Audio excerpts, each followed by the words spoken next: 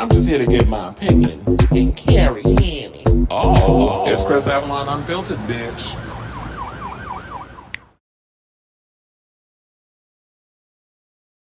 Hey, what's up, everybody? What's going on? It's your boy, Chris Avalon, and welcome to a brand new episode of Chris Avalon Unfiltered, a show where we basically talk about all the latest in entertainment news, celebrity news, gossip, whatever anything that got to do with the entertainment industry, we talk about it on this here show. So, before we get to our said topics, do yourselves a solid and hit that like button, that subscribe button, and that notification button so that way you know when we go live with a brand new episode of Chris Avalon Unfiltered. Oh, wait, let me close out because I got too many damn windows open. But anyway, so we got a lot of tea to spill. We're going to talk about, of course, you saw in the headlines, we're going to talk about RuPaul. Plus, we're going to talk about Bad Boys 4. They just wrapped that. Plus, Jada is siding with Taraji P. Henson and the whole unequality with pay situation. So we're going to talk about that. Plus, Busta Rhymes canceled his tour a week before he was supposed to do it. I wonder what the tea is, but we're going to talk about that here. Plus, we have news on Usher and that whole situation with him and Russell Simmons. Drake Bell from Nickelodeon is coming out and saying that he was sexually abused when he was working for Nickelodeon. So we're going to talk about that. Plus, D.L. Hughley is somebody who will never forgive Monique for what she did in regards to his daughter. I know the Jason Lee thing is streaming right now on his YouTube, but I got the clips and we're going to talk about it here. Plus, my wild star Renee Graziano, somebody she almost died by ODing on fentanyl. She had to learn how to walk again. Kelly Clarkson is going after her greedy ass ex-husband. Plus, RuPaul's got a bookstore, whatever, mobile bookstore, whatever the case is, because he's on this whole, trying to get books out to the kids and all that mess. Well, it's not mess, but just saying that he's trying to get books out to the kids, all this other stuff. But apparently, this bookstore that he's aligned himself with is in cahoots with people who have been selling books from the Huckabees, them racist assholes and them bigots. Plus, they're selling Mein Kampf from Hitler. So we got all that stuff. So he under fire with that. Plus, he's opening up about his marriage and the fact that he has an open relationship. And Jonathan Van Ness, child, did some tea. What is going on with Queer Eye? It's like first we had Tan was going in with Bobby Burke, and Bobby Burke wound up quitting. Then we had Anthony Porowski didn't invite any of the other cast members except for Tan to his engagement, but he ain't even in the relationship no more. So I guess everybody else bought a bullet by not getting to go.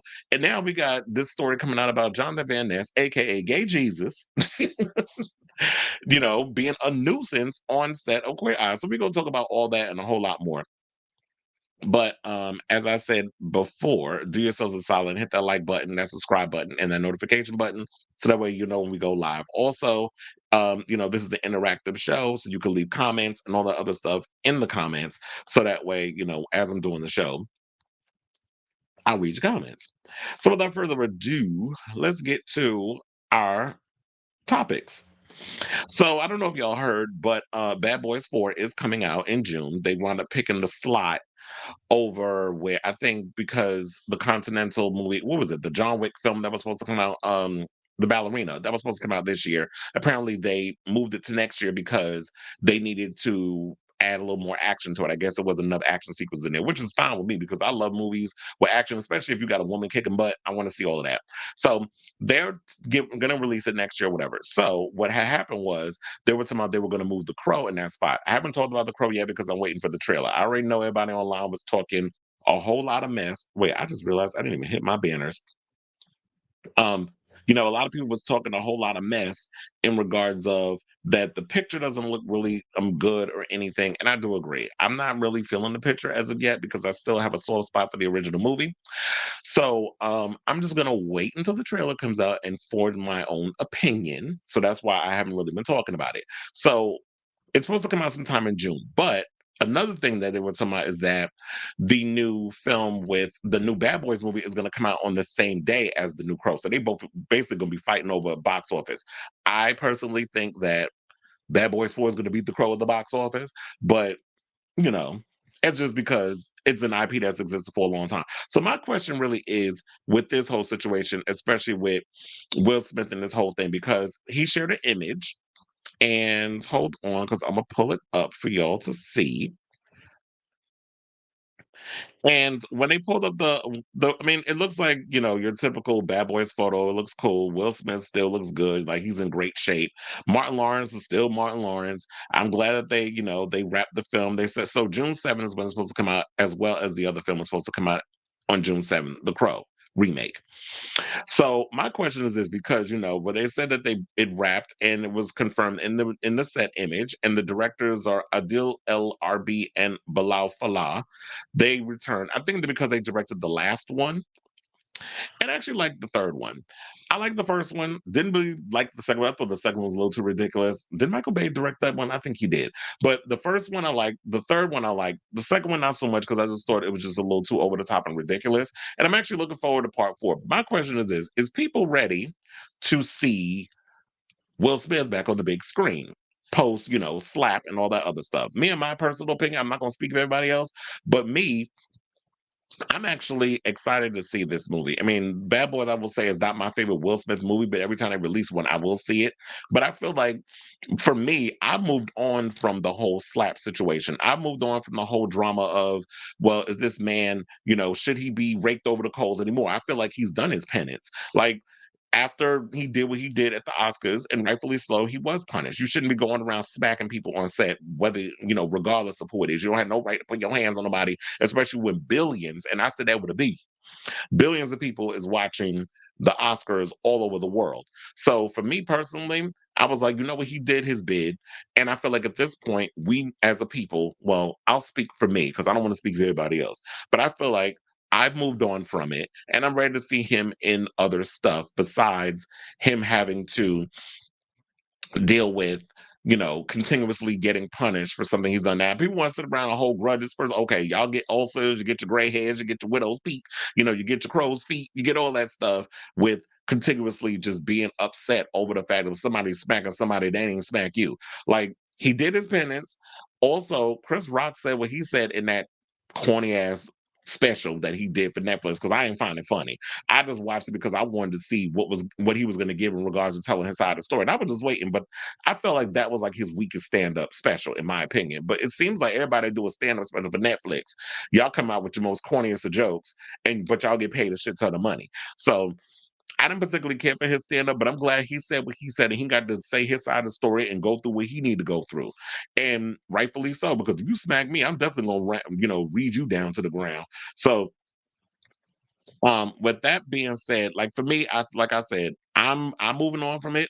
I've forgiven him. He did his penance where, he had things canceled. He couldn't be allowed. He can't go to the Oscars for what? Another, when this happened? 2 years ago? So I think he's got like 8 years left.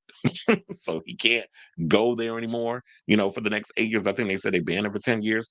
So I'm ready to see him in something. But this is 2020's Bad Boy for Life was something I was surprised critically, and commercially it grossed 426.5 million worldwide. So people love the franchise, people love Will Smith, and of course this was pre-slap, but only time will tell. So I feel like the only way we'll know if people have moved on from the slap is when the movie comes out and we'll just see the box office numbers. Because like I said, I've moved on from it, but everybody else, I'm sure there's some people that's feeling indifferent. I feel that maybe there's some people that probably feel like how I feel. And then there's some people who haven't moved on and are still mad about them.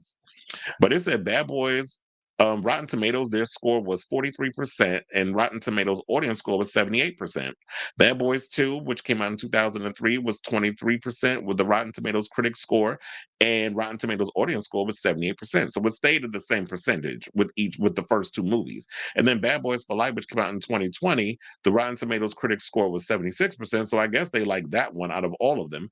And the Rotten Tomatoes audience score was 96%. So to me, Bad Boys was never like a a program that critics were getting behind. It was more or less the fans love it. So I'm looking forward to seeing that. Also, sidebar, I want to give a shout out to this sweater. This is Daddy Department. This is Caswell, the gay rapper. This is his hoodie. I'm wearing it because he was at the Madonna concert last night, and what was it? I guess it's a podcast. He did an episode podcast, whatever you want to call it, with what is it? The MLV. Because I had to remember all her damn initials, Madonna Louise Veronica Ciccone.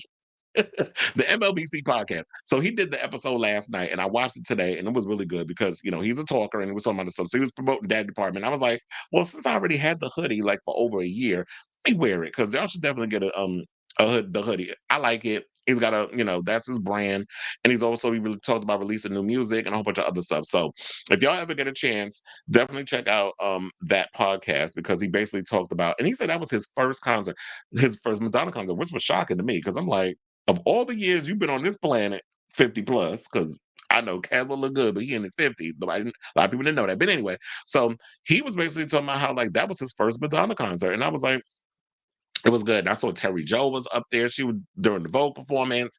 And yeah, so it seemed, and then I also heard that she was way more energetic than usual. And that's probably because Jonas Ackland was there last night. And I heard they were filming. So I believe that she's been filming scenes, she's been filming the concert. I think she's been doing it in a lot of different places. So they're gonna kind of mash it up together, kind of like what Beyonce did when she did her Renaissance tour, where when she filmed in different places and during a lot of the performances and stuff, you saw like the costume changes and stuff throughout in the edits. So I think that's what she'll probably be doing because I don't think it was just LA last night that she filmed the I almost said confessions tour, the celebration tour. So um I'm definitely looking forward to when this tour finally ends and they release that concert. So I just want to put that out there. So if you haven't seen it, definitely check out that podcast. I saw Felix was like, yeah, they were filming Bad Boys of Fort Lauderdale, Miami. I heard they were on Fort Lauderdale. And the funny thing, yeah, hasn't the franchise always taken place in Florida? They said they should release the Crow closer towards Halloween. I mean, if they, in my opinion, they should release the thing in like later on because to me, the film actually, if you read the comic and if you saw the original movie with Brandon Lee, it took place around Halloween. It was like they were killed, I think, the night before Halloween. They were supposed to get married and there's other stuff, and then they were killed, But yeah, and I saw that kid. Yeah, he did a review. And yep. And that's what I was saying. Like, I watched it earlier today because I was scrolling through my YouTube and I was like, Caswell? I don't like Caswell. Like, especially from, the New York City club scene. And now he lives in LA and he's been doing a lot of stuff. So um it was a good interview. So yeah, if you guys haven't seen it, I felt like, in my opinion, that was like his best interview. Because normally he just interviews regular Madonna fans, but it was good to get like a Madonna fan who's also a celebrity in their own right to be a part of it. Okay, so we're gonna move on from Will and talk about Jada. So I ain't gonna put my foot in her throat today because that post about her talking about she want her daughter Willow to be like her. So, well, all that mess that's coming out about her and that toxicity, I would not want to wish that on my child, let alone my worst enemy. But child, Jada be saying all kind of foolishness. Um, so anyway, so y'all already heard about the whole pay disparity and everything that went down with Taraji P. Henson when she was talking a lot about with the color purple and people was getting mad at her and all this other stuff, the pick me's and all them crabs in the barrel type Negroes that want to sit up and answer about, well, why are you speaking out about this stuff? Because if you don't speak out about shit, nothing changes. So I'm not mad at her over the fact that she was speaking out about the mistreatment that a lot of people who aren't, you know, Brad Pitt, Bradley Cooper, Julia Roberts, Angelina Jolie, the mainstream white people have to deal with or don't have to deal with. So yeah, when you have people like Taraji P. Henson or even who y'all call, we got Angela Bassett, who I also am hearing, even though, she's probably dealt with a lot of stuff. She is one of the highest paid actresses on TV. So I don't even know if we could lump her in the category, especially because she's on 911, which I heard was moved to ABC. But um, damn, what the hell is her? Why am I drawing a blank? Who they call the Viola Davis? That because y'all be calling her the Black Meryl Streep, but I'm like, well, can y'all start paying her like Meryl Streep? So that's what y'all need to do. But anyway, so Jada is speaking out in support of Taraji and shining the light on her own experiences with unequal pay in Hollywood. So Henson was 53. She played Suge Avery in the 2023's musical adaptation of The Color Purple, and I saw it. It was good. Make headlines during the film's promo trail when talking about quitting the entertainment industry over unfair pay compared to her contemporaries, saying, I'm tired of working so hard, being gracious at what I do, getting paid a fraction of the cost. And this is what she told Gayle King, which probably pissed Oprah off because that's her scissor sister. But anyway, is that I'm tired of hearing my sisters say the same thing over and over. You get tired. Henson broke down the financials at the time. The actress claimed that a $10 million payday for a role doesn't stretch very far after taxes and paying a team of people. Said, I'm only human, and it seems every time I do something, I break another glass ceiling, then it's time to negotiate. I'm at the bottom again, like I never did what I just did, and I'm tired. It wears on you because what does that mean? What is that telling you? And it feels like, at a certain point, when you're in your 50s, you're at a point where it's like, okay, now why am I still having to work as hard as I did when I was in my 20s? At some point, Hollywood should be like, you know what? We know what she gives when it comes down to somebody's name being floated around for a role. You know what I give. Why do I have to constantly do an on-tape audition? Why do I have to still act like, put in just as much work as someone who hasn't paid their dues? Like if I pay my dues in this business for 30 years, you best believe I shouldn't have to continue to work. I mean, I'm gonna give you 110% when I get on set, but in regards of getting the part and the negotiations and how much I'm gonna get paid, I shouldn't have to still, fight as hard as the younger people that's coming up. Because my thing is, I want to be the person that lays the foundation, so that way the people that's coming up behind me won't have to struggle as much. That's what you want when it comes to generational wealth. Not necessarily talking about family and all of that stuff, but when it comes to generational wealth, that's what kind of like you want in regards of like, I'm this generation and the next generation of younger kid people of color who are trying to come up shouldn't have to fight as hard to get what I've had to fight to get during the early years of my career. So I'm with her on that. And now what Jada said in response to that, because she's went on the It's Been a Minute podcast, which is on NPR, she basically, spoke out and gave her props to Henson and said the following. She said, my heart broke for Taraji. I was also happy to see how courageous she was to speak out about it in the way that she did. And this is via the Hollywood Reporter. It says one of the things that Taraji said, she said is that she's a breadwinner of her family. Her pressures would be different than mine. I have to put that out front because it's time to if it's time to walk away, that's not always a solution. Because what people don't understand with us as black entertainers, we carry a lot of people with us. People would literally say, well, you don't need it. You're married to Will Smith. Smith added, explaining that this line of thinking played a role in her moving to the production side of Hollywood to remedy the issue, saying, it's not to say that I won't get in front of a camera, but what it takes for me to get in front of the camera, it's more just in regards to the kind of roles that I want to play for that, or that interest me. And I'm thinking about directing.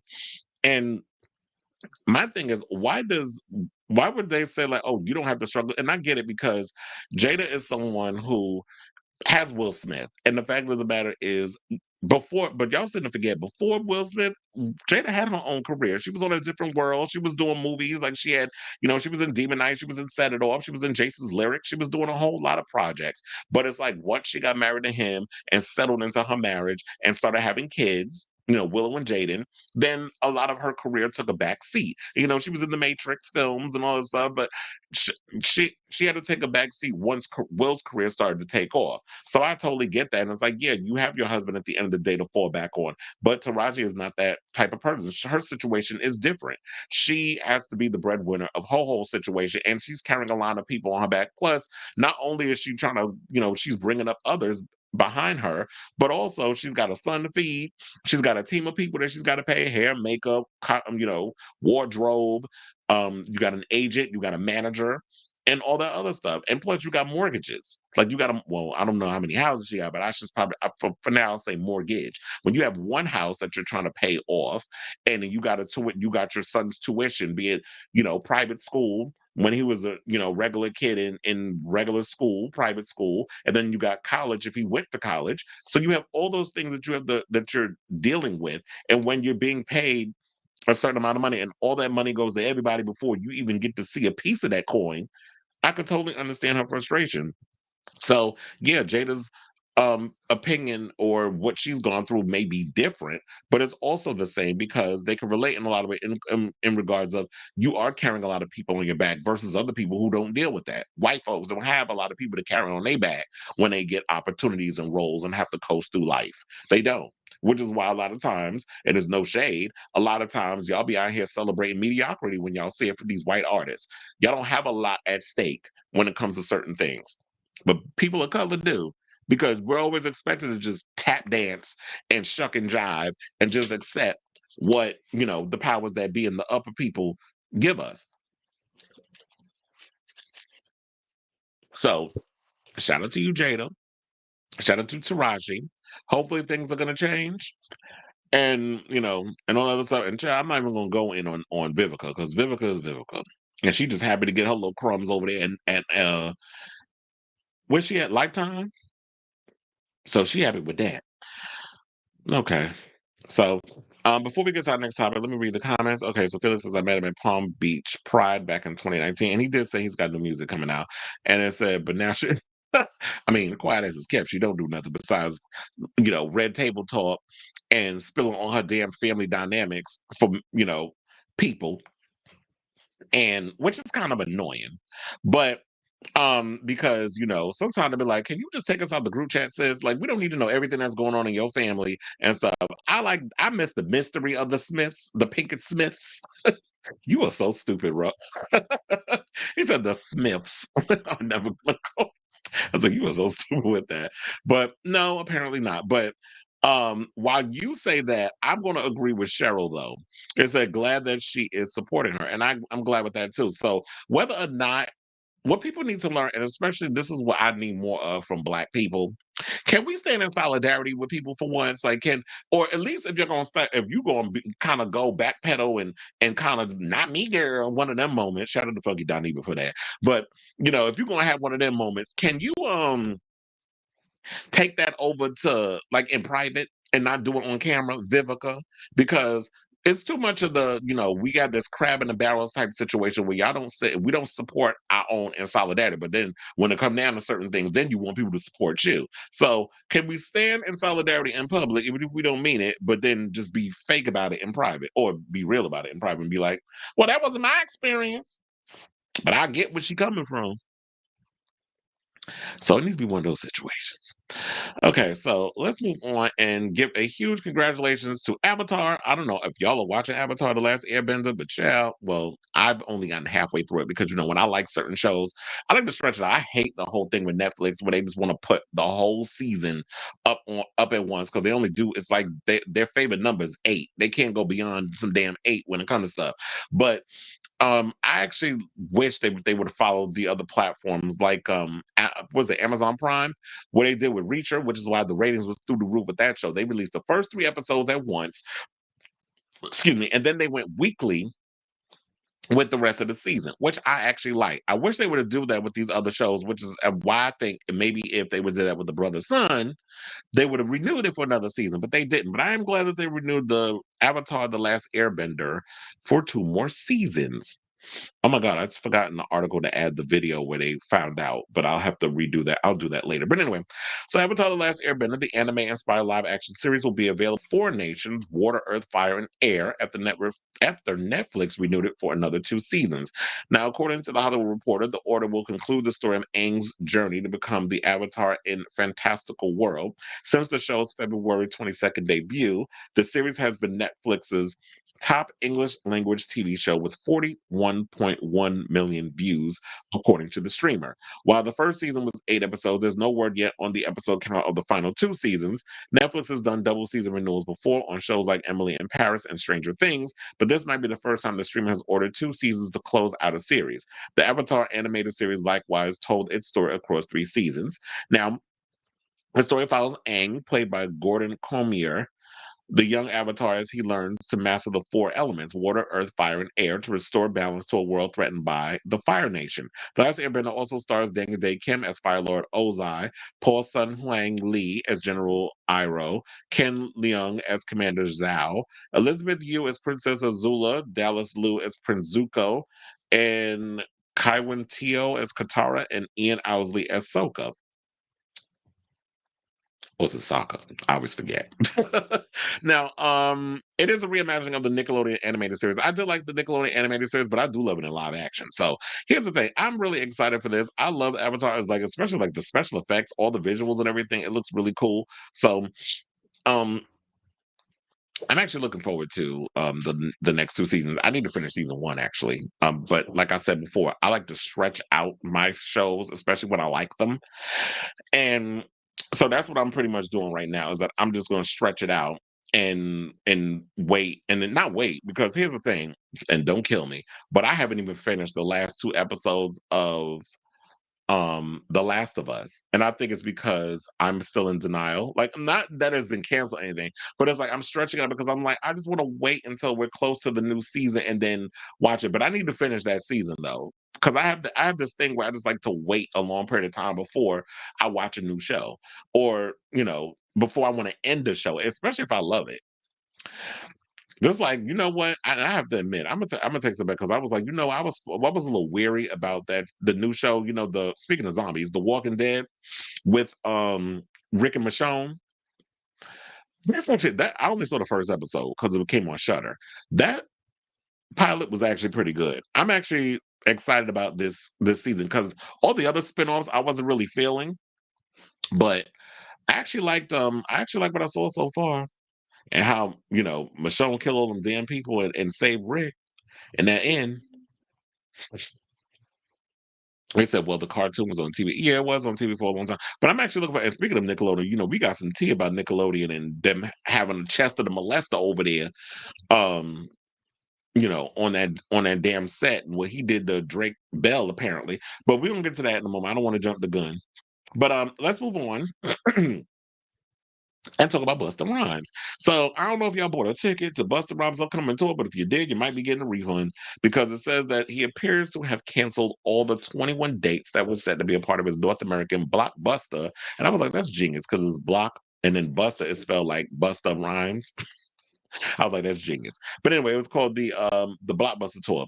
So according to Hot New Hip Hop, Busta is easily one of the biggest legends of hip hop. Overall, he was a staple during the 90s as he dropped classic songs and albums. And he's got a lot of amazing albums. One, I will say this that I am a huge Busta Rhymes fan. I've always loved to me, he was like him and Missy were kind of like that synergy that I love because it was like y'all giving amazing rhymes, y'all be going outside the box in regards to the even the production value, the beats, and the visuals when it came to the music videos. So one of the things, so it was always like Missy and Busta. Like I always felt if they ever did a verses, those two would be perfect to kind of go head to head with each other. But it'd be so hard because they're both amazing in their own right. And I've met Busta a couple of times because when I used to work at AMC in Times Square, he would always call up the management and let them know he was coming to the movies. And so he would have to be escorted into the building. Him and I guess was his bodyguard or whatever the case was. He'd have to be escorted into the building, and then we'd have to take him through the private elevator up to his theater and all that other stuff. So, Chad, it was a whole situation. But I like Busta Rhymes, and I also love the fact that because I think it was what was that the BET Awards where he came out and said that he was gonna support a lot of the younger up and coming rappers, and I feel like that is definitely something that we need in the industry.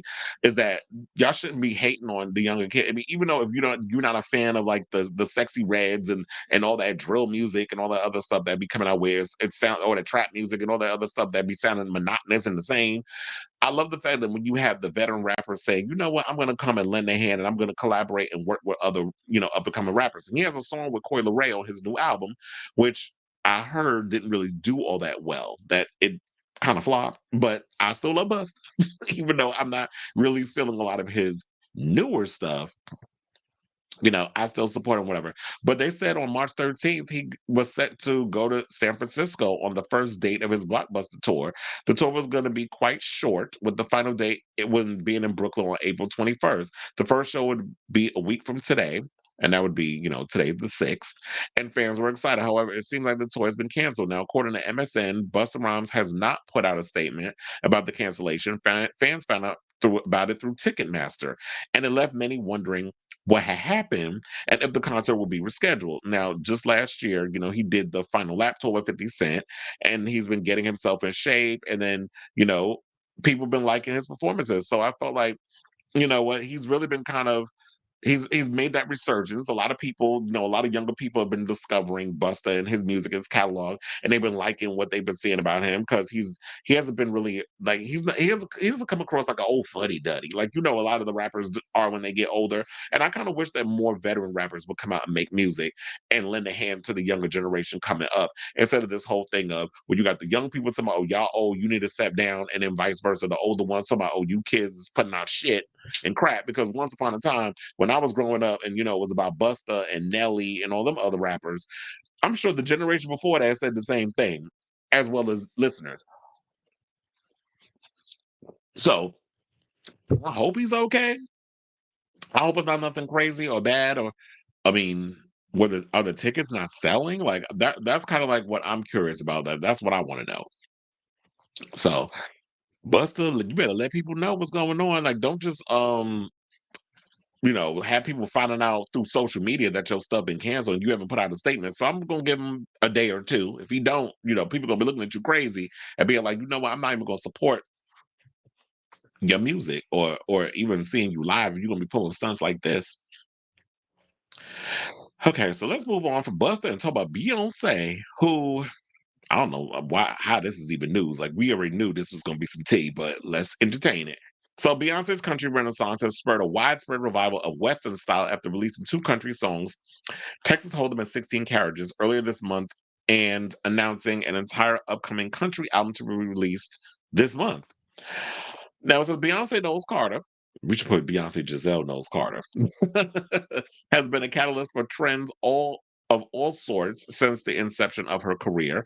And her new singles, Texas Hold'em and 16 Carriages, have not only had unprecedented success, but they have ignited excitement surrounding country music and the culture around it. This enthusiasm has rippled out to the fashion industry. Now, according to experts at Boohoo, a fast fashion website, there was a massive spike of interest in items that were directly associated with Southern and country music culture, dubbed Cowboy Core, directly following the release of Beyonce's new songs and the announcement of her full Renaissance Act 2 album during the Super Bowl. It says there's been an uptick in interest in classic cowboy looks and Western inspired fashion, which includes items such as cowboy hats, cowboy boots, leather jackets, fringe, denim, and more.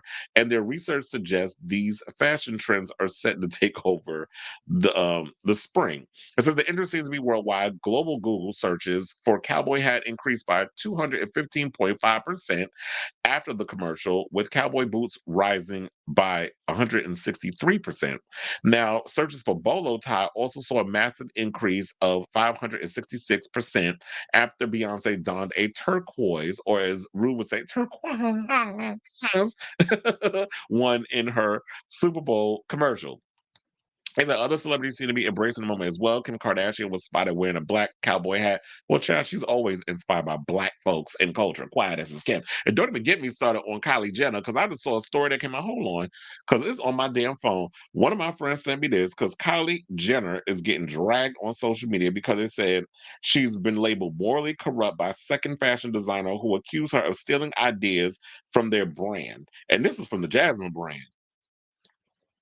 So it said, well, I have no idea who the designer is or whatever, but yeah, there's somebody out here that said that Kylie out here stealing designer ideas and stuff, or being a fashion thief.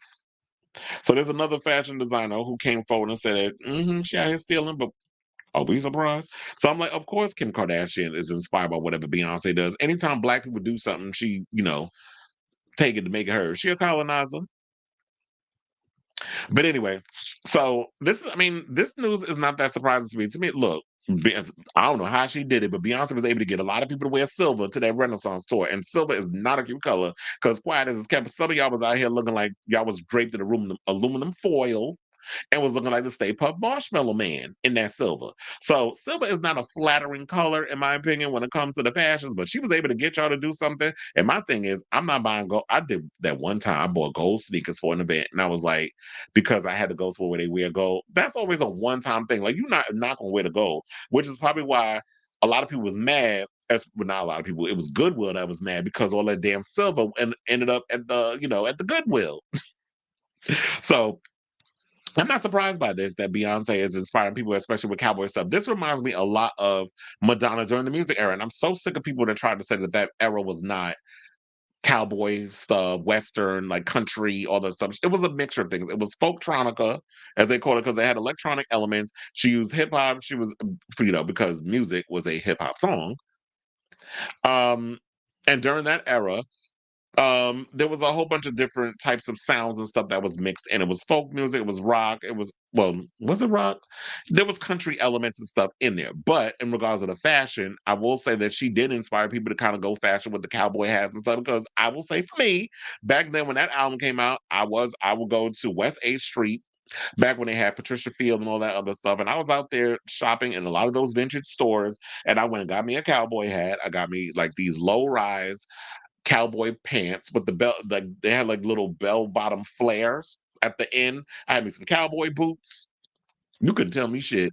And then I had like the sleeveless shirt on. It had like an American flag, but on the sides I had like safety pins in it, cut out on the sides. So the sides was cut out. So I had like the safety pins and something. It was a whole situation because I was in my Madonna, when she wore the Kylie Minogue shirt. Remember that?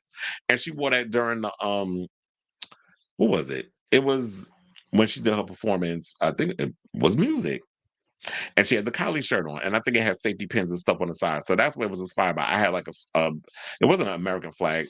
That was my fault. It was a Superman shirt. So that's what it was. But it had like the safety pins in it and it was cut on the side. So yeah, just like Madonna was, and every time she came up with something, she inspired a lot of her fans, women, gay men, all the other stuff to rock certain looks or whatever. Beyonce is doing the same thing, so I'm not surprised by this whole fashion era. And I think it's cute because I've seen a lot. One of the things I've always loved is because throughout my whole life I have seen. I remember my teacher, Copper Cunningham, the actress, who was my high school teacher. She she was in Taxi Driver and a bunch of other stuff. Look her up. I remember she used to walk around with like the Native American choker, and she used to wear cowboy hats and stuff. So I've always seen black people wear kind of like that whole, they call it, Western wear. So I'm not surprised by this whole look. Like what Beyonce's wearing, you see a lot of black folk, and they have black cowboys and stuff. So I don't know why people are surprised. So yeah, there's that. But we got some comments. Sailor Mermaid says, "Hey, hey, hey! Well, you talking about my fashions? I'm sure I do in a box somewhere." Because I'm like, damn, I really wish I would have had pictures or something. Um, and of course, Felix knows Europe Music Awards. That's exactly where it was. Back when show was actually watchable. That show ain't watchable now. Just like the Brits. Child, I'm so glad I dodged the bullet with the Brits because the only two there was three performances that I saw that I liked. Ray's performance, who she won all them damn awards, and good for her because you know her label wanted her to do watered down, cheesy ass dance pop music, and she didn't want to do that. So she decided to go off and do her own thing because Ray at one point was working with a lot of DJs and stuff to, and doing and putting out stuff with them. And so her performance was good. The Kylie performance was good. And the Dula Peep performance was good. So those are my only three favorite performances that I've seen from that whole thing. But I heard afterward that show was a mess. So, okay, so let's move on and talk about Usher. Oh my God, I forgot. I need to open up these the YouTube thing. Well, not YouTube, it's Instagram. So we'll have that playing I'm gonna play it in the background. So um okay, so let's get to the story. Wait, did I get my banner? Oh yeah, I do have the banner. I'm trying to do five million things. Okay, so I'm good now. So Russell Simmons, has been spending a lot of time in Bali doing yoga. And you know why? Because once he got accused of sexual assault and all the mess, he went and ran off to Bali, and now he Nambio ho Ray Gay Keown all damn day and put his feet behind his head. So Usher apparently is caught under fire because he was seen in some videos and stuff, hanging out with Uncle Rush card. So Simmons took to Instagram on Sunday, March 3rd, to share videos of a recent yoga retreat with the R&B icon. Now, hold on. Before we get to my tea on this, let me pull up the thing in case y'all didn't see it.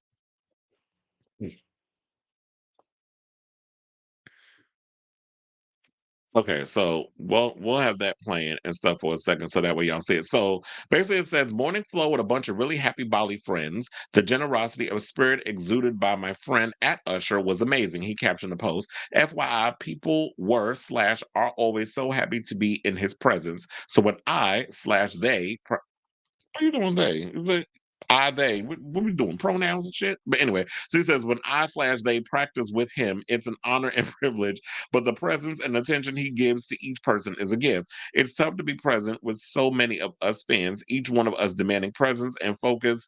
It's rare that a person can give so much without it draining his energy. He added his quote when asked about the energy needed to accommodate so many was God. It's not me giving, it's God through me, so it's easy, heart emoji. This is pure yoga. Now, the Def Jam co founder shared another post that included some photos with Usher and a caption dedicated to their friendship, which let's switch that over there. And said and so this is what he said. So he was like, when I was at the lowest point in my life, I woke up and this man was sitting by my bed. Child. I had known Usher since he was a kid, but we really bonded because of our mutual love for self discovery and our belief in yogic science as a direct route to realizing God's consciousness in ourselves. People remember this. A friend walks in when others walk out. I will never forget the generosity of spirit I witnessed in this man. God bless you, baby bro. At Usher, prayer hands emoji. I love you. You love me. We're a happy family. And so now, after that, child, everybody went and dragged. I saw Usher's name was trending on social media, and people wasn't happy over this, you know, them getting together. And they called him out for his participation in the retreat, noting that Simmons had been accused of sexual misconduct and assault many times in the past. And most recently, because we talked about it, I think it was that what was it? A girl came out and recently said that she was, I think it was the same one, that she's been talking about Russell Simmons, and I think she said, who else did she say? I'm trying to remember off the top of my head. Was it Dr. Dre? It was somebody. I can't remember off the top of my head. But I do remember that the thing regarding um excuse me, Russell Simmons, it started to resurge again. So they said the most recent of the here it is. See, the most recent of these allegations arrived in mid February when a woman who served as an executive at Def Jam during the 90s sued the mogul for sexual harassment and rape. Filed under Jane Doe in New York federal court, the lawsuit alleges false imprisonment, battery, emotional distress, and a violation of the state's gender motivated violence law. Now, one user commented Usher being too close in proximity to Russell and Diddy at this time is not a good look. I can barely see how this is going to go and who's next. Oh, they said, I can already see how this is going to go. Who's next? And then did a palm on face emoji. Another added, no. At Usher, we already suspected you down with Diddy's freaky ish because, he was included in that whole freak off situation in case y'all ain't here. But I'm not surprised because if somebody that young that was up under Diddy, stuff was going down up in that damn house. Now, you out with at Uncle Rush knowing the allegations against him of underage SA, palm on face emoji. Y'all keep putting it in our faces. It's time we accept that everything is true. Well, child, I've been telling y'all for years this stuff is true, but y'all be thinking that people are haters and liars and all this other stuff.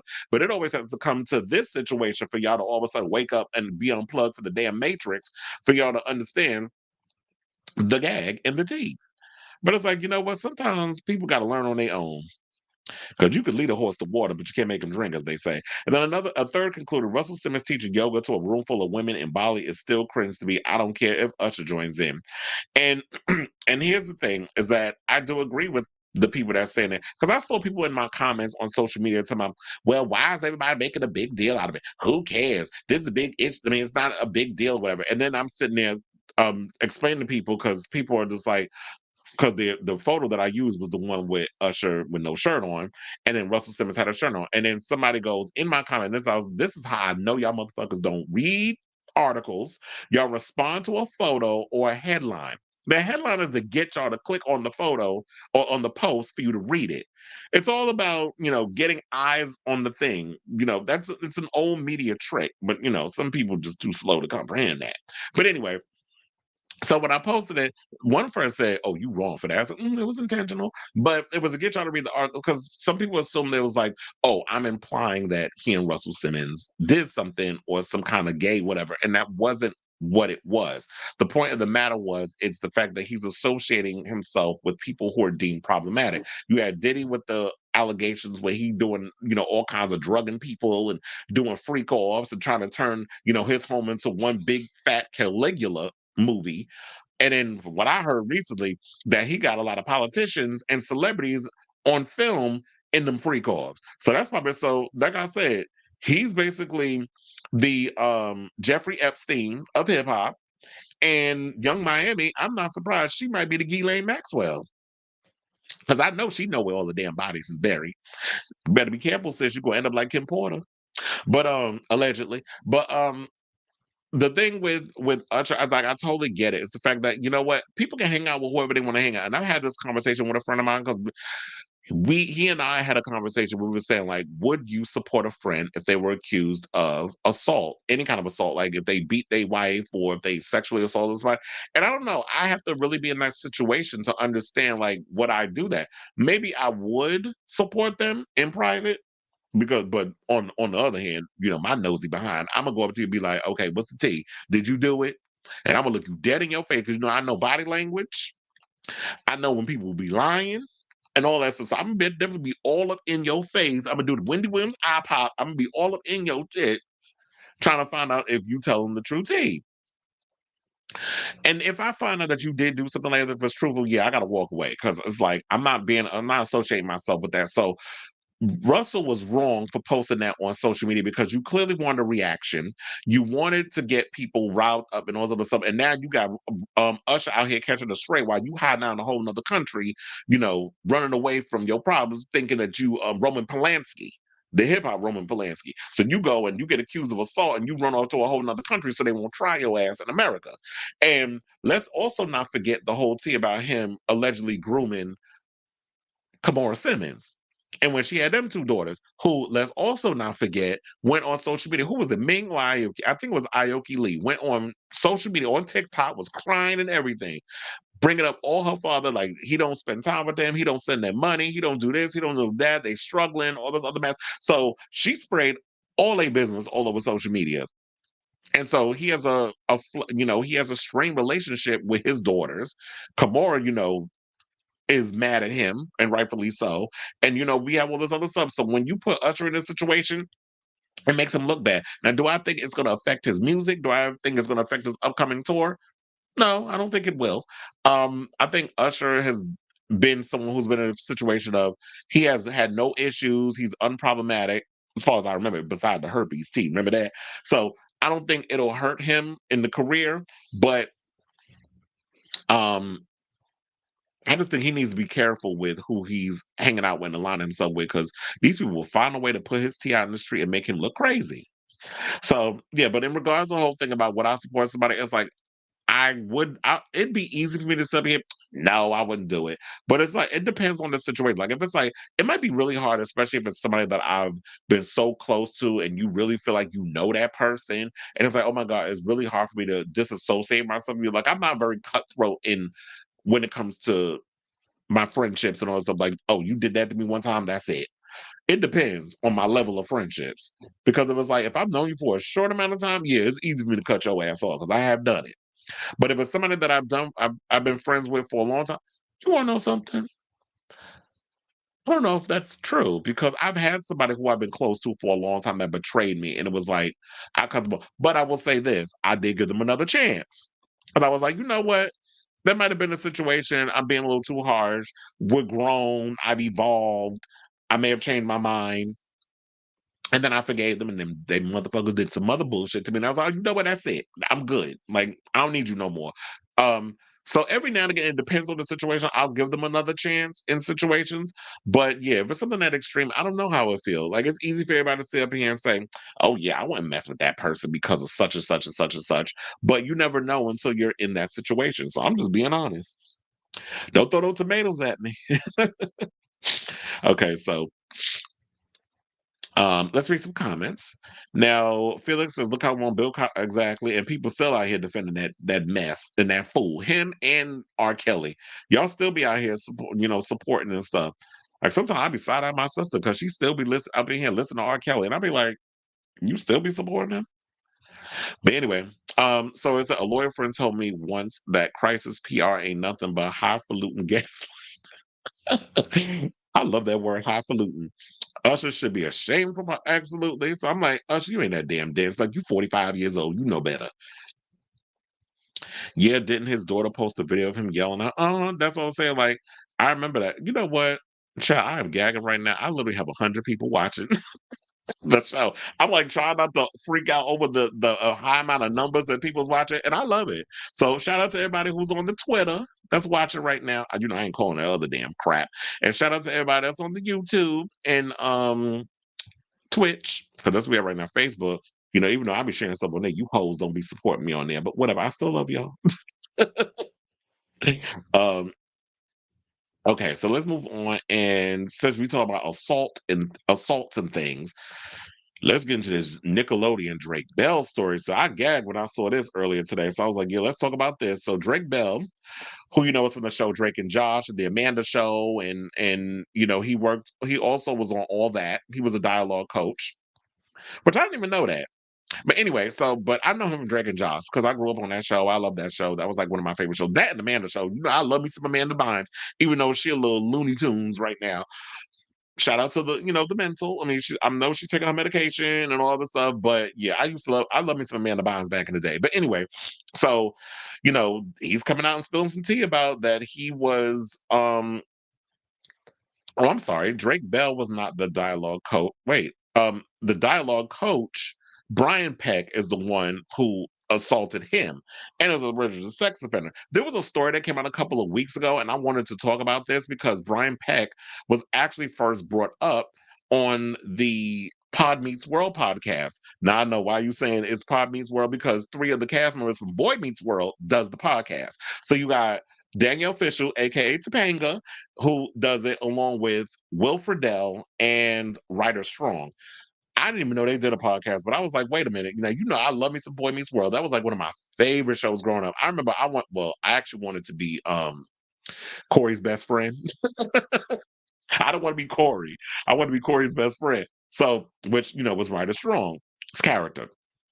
And that was like one of my all-time favorite shows. Like I remember one time I was in summer camp and I had set the timer because you had VCRs and stuff back in the day. So I remember it was like I went away to summer camp, and before I went to summer camp, I made sure my TV, the house TV was set to Boy Meets World. That was the first season when it debuted and all this stuff. So that was like one of my all-time favorite TGIF shows when I was a kid growing up. But anyway, so according to Variety, it says former Nickelodeon star Drake Bell is coming forward in the upcoming ID channel. They won't call it Investigation Discovery series, Quiet on Set, The Dark Side of Kids TV, to allege that he was a victim of Brian Peck's sexual abuse. Peck worked as a dialogue coach on Nickelodeon's All That and The Amanda Show, the latter of which starred Drake Bell from 1999 and 2002. Bell would go on to headline his own Nickelodeon series in 2004 called Drake and Josh. Peck was arrested in August 2003 on more than a dozen charges related to SA allegations involving an unnamed minor. Now, in May 2004, Peck pleaded no contest to performing a lewd act with 14 or 15-year-old and to oral copulation with a minor under 16. It remains unclear who these victims are, and Bell has not yet specified the nature of the abuse he experienced, although he's likely to do so when Quiet on Set airs later this month. Now, Peck was sentenced to 16 months in prison in order to register as a sex offender in October of 2004. Now, there's a clip of from Quiet on Set teases Bell coming forward to discuss Peck. A press release from Investigation Discovery reads, the clip reveals that former Nickelodeon star Drake Bell will be sharing publicly for the first time the story of the abuse he suffered at the hands of Brian Peck, his former dialogue coach who was convicted in 2004 for his crimes against Drake in order to register as a sex offender. Variety has reached out to reps for Peck and Bell for further comment. Now, Peck was recently in the news due to the episode of where I was just telling y'all about from the Pod Meets World podcast, in which Boy Meets World cast members Ryder Strong and Will Friedle remembered working with Peck on the show. They had been asked for statements for the docuseries, but wanted to speak about their experiences instead on their podcast, which is actually smart because that's how you get people to listen. So they said Peck guest starred on 2 episodes of Boy Meets World in season 5 and became fast friends with Strong and Friedle. Um, When Peck was accused of SA in 2003, he allegedly called Friedel and was crying while instantly spinning it to where it wasn't his fault. It was clearly the fault of the victim. Friedel admitted in the podcast that he believed Peck at first, adding, "My instinct initially was, my friend, this can't be. This got to be other person's fault." The story makes complete sense the way he's saying it. And of course, I would have to say back then, Will Friedle was young, so he didn't know no better. And I think also, see, this makes me want to go back on the whole thing of would I support my friend if they were accused of these things. But if you go into a situation, my friend is trying to gaslight and confuse me by saying, "Oh no, it's the other person's fault," and I'm too young to understand and comprehend like gaslighting and manipulation and all this other stuff, and I don't necessarily understand. So then you would like if you try to fool me and play me in that way, then we got a problem. Now I'm gonna have to windmill you behind because now you sitting up here trying to manipulate and take my kindness for weakness and our friendship for granted because now you trying to twist some stuff, knowing full on well you was out there being Chester the molester, and now you want me to sit up in here and support you in whatever the mess that you did because you need a friend or you need somebody to kind of keep you out of jail. So what? When you not found guilty, then you gonna go back and do the same damn thing to somebody else?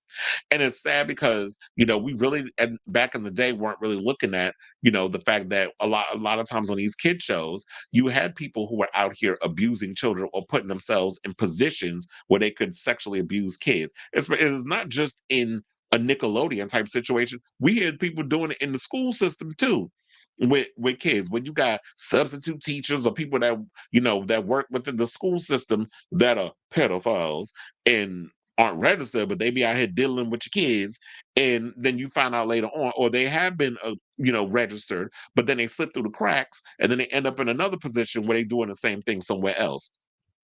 So that's crazy. I'm definitely looking forward to seeing Quiet on Set: The Dark Side of Kids TV. It's a four-part docuseries in case you're interested in watching it, and it reveals the toxic work conditions behind children's shows in the late '90s and early 2000s, specifically those from Dan Schneider, the creator of beloved Nickelodeon shows such as iCarly and Zoe 101. The series airs March 17th and 18th on the ID channel.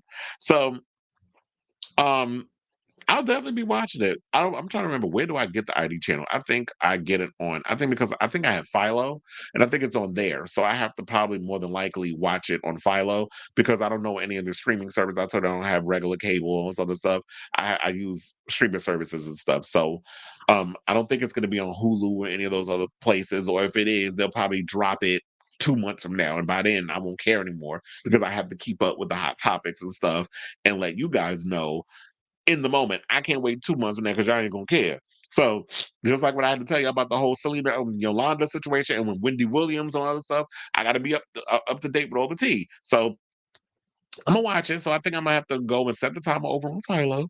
And yeah, I'm definitely want to go see this because this is like shows that I grew up watching, and hearing that this is stuff that a lot of younger actors who just want to get up there and perform. This is stuff they had to deal with. Some predator preying on them, and the parent probably not knowing or whatever the case is. That's the dark side has been. I think that's also one of the reasons why I was so hesitant to become a child actor because at so many points I was going to do things with Disney and Nickelodeon, and there was a point where my high school teacher Copper Cunningham, who I was telling you about, I was gonna work on a pilot and sell it, or not. Well, I guess it was selling. We're gonna get like do a talk show for Netflix. I mean Netflix for Nickelodeon. That was kind of my goal of what I wanted to do. I thought I wanted to do media and talk show stuff since I was a kid. Like this has always been my thing. Not necessarily acting. I mean, I did dabble in acting here and there, and did a couple of background work, extra work, all the other stuff, but in my early 20s. But for the most part, as a kid, I always wanted to get in media. And so this ain't new. Like I've been doing this for hundreds of years. Even though I'm not old, but I'm just saying, like I've been doing this for a long time. So media has always been a space that I've always wanted to get myself into. So um yeah, so good luck to all the people. And I'm really looking forward to seeing this thing because I want to know who else was violated on that show. Okay, so we got comments per usual. It said, oh yeah, we read that one already, right? Okay, it said, "Yeah, I'm gonna watch that." They're also gonna talk about Dan Schneider, who was on that show. I remember Head of the Class, but with Robin Givens, but I never watched the show. I was aware of Head of the Class, who ended up becoming. Oh yeah, said becoming an executive. I watched. So the ID channel is on Hulu. So then that'll be where. Then hopefully they'll drop it there. But just in case, I think Philo also has ID channel stuff on there, so I'll definitely check it out. It said Drake Bell pled guilty to child endangerment in 2021. So if this alleged abuse is true, then it's the age. Oh, yep. And I didn't even know that because I did. You know what? And you reminded me because I think there was a story that came out about Drake Bell being in trouble with the law and stuff. So if there is a child endangerment situation that he was caught him in, it makes sense. I don't know if it came from his family or whatever having to do with it. But when you deal with traumatic issues, be it from any kind of adult, it don't even necessarily have to be your parent. I could totally see him passing that down, and that's generational trauma. So it doesn't necessarily always have to be from your family. It could be just from any kind of situation happening in your life, and now you're passing that down to your kid because you haven't dealt with that part of your life. Because a lot of times we always hear stories about people who've been abused, physically, sexually, whatever you want to call it, and how they don't deal with it. They lock it away, and then somehow during some situation it just creeps up on you and surfaces. And that's what happens. Like you can lock something away for a long time, but you got to realize you lock something away, and eventually it's gonna find its way up to the surface, and you're gonna have to deal with it eventually. So I totally get it. So thank you for reminding me of that, Lanier, because I had totally forgotten. Love Boy Meets World as a kid. Erica show. Oh, Eric was Eric was such an idiot, and that's what I loved about it because I realized in the beginning I don't think they made Eric like that, but I guess because I realized during that era you had Family Matters, you had Step by Step, and you had Boy Meets World. So with Urkel being so damn successful with what he was doing, because look, he's single no shade. I know people, the people that Family Matters probably get tight about this, but Jaleel White single handedly saved Family Matters. Like y'all were gonna get canceled. That show was not funny. It was a little too family corny, whatever. Until Steve Urkel came on the show, then it was just like, okay, now he bringing something a little extra. He brought that extra seasoning to the rice. So Jaleel White, in my opinion, single handedly saved that show. And I know there have been stories about how people was mad over that, but it is what it is. Sometimes when when jobs need to be jobbing, and you find that one person is able to make the show better, then that's what that is. Same thing with Step by Step. Step by Step wasn't a good show until y'all brought Sasha Mitchell on there, and it was unfortunate what he had to deal with them abuse, them that wife abuse allegations, which we found out wasn't true. That the wife lied, and he got fired from the show, and there was so much drama around that. But Cody from that show, he saved it too, being the the Valley Boy airhead male on there. So oh, you was not the only one. He said I had a crush on Roger. You was not the only one. That's why I said I wanted to be Corey's best friend. But yeah, Roger Strong was a cutie, and he had like that whole bad boy persona and wear his little leather jackets, and it always seemed like he came from a broken home. That's why he was always hanging out at Corey house. So um, yeah, there was that. But I actually had a I actually like Will Friedle. I thought he was cute too. Um, so that's why they had Jaleel play multiple exactly because then he started playing with Myrtle and Stefan Urkel and all that stuff. And so I wanted to be Eric and Jack's roommate. um, that's funny. Okay, so what we doing? Oh, I said, what are we doing? We're doing a show. That's what we're doing. Damn it. Okay, so let's get to DL Hughley because I do have that clip from the Jason he did the Jason Lee show. And I have to say this, a lot of times I don't particularly be caring for, who Jason Lee be interviewing because he interviews people like Krishan and Blueface and all of that. And I'm like, you're giving a platform to these no talent pieces of trash. And I hope they lock Krishan ass up because she talking about she ain't turning herself in. Bitch, you need to. Well, but anyway, so and then last week, was it last week or the week before? It don't matter. His last interview that he did was with Tiffany New York Pollard, which I actually like. And then she read, he was so shady. He showed a picture of Pumpkin of what she looked like today. And New York read her down to the ground. And I'm sitting there just cackling. But anyway, that interview was good too if y'all haven't seen it. But this interview also, he did one with Jason Lee did. He did it with DL Hughley, and it aired today. I don't know if it's still on, but when I was getting ready to go live with this show, I saw that it was live streaming over on YouTube. Don't run over and watch it now. Wait till later. Continue to stay here and support the show. By the way, hit that like button, subscribe button, notification button, if y'all haven't already, because it definitely helps with the show and the algorithm. But anyway, so DL recently sat down with for an interview with Jason and revealed that Monique's comments on Club Shay Shay have led to tension between him and his daughter. And so I do have the clip. Where is it? Oh, I got it. I was like, wait, we got to get to it, but let me turn this thing on. So what we're gonna do is we're gonna go to the clip. I don't think Jason Lee will flag me like them other people. Because you know, whenever you do certain shows, they want to come after. Interview you're talking about Monique and Well, here's what I will say: that whatever was said is not for me. yeah. Whatever was said opened up a wound in my daughter that we're arguing about right now. Mm-hmm. I've never had much in my life, Mm-hmm. but the love of my children I've always had. Mm-hmm. And something jeopardizes that, I can never forgive you for it. Mm-hmm. Before it happened, I knew it was happening because my daughter called me Mm-hmm. and like, this is gonna happen. And she's in therapy and crying because she knew that people were gonna automatically know about what had happened to her before and it makes it just, I'll never forgive you for that. Mm-hmm. That now I'm in a compromised situation where I want something I genuinely love. I ain't loved a lot. I love my children. Mm-hmm. And to feel like I couldn't protect them and that plays out over and over again, Mm-hmm. it's something I won't forgive you for. Mm-hmm. I won't. So you talked about it, I wasn't gonna bring it up, but since we're there. So she brings up your daughter having gone through a very personal experience where she was victimized. My daughter's so angry with me, she hasn't spoken to me in weeks. Still from that? Yep. But it wasn't you that brought that. Doesn't make a difference. When somebody's gone through something, they don't want. It's their trigger. And when they're triggered, what do? Yeah, you lash out. Okay, so here's the thing. Now, I get, and Monique is wrong, and she did apologize after that whole situation came out, and we'll get to that in a second. But my thing is this: when he said that in that interview, right?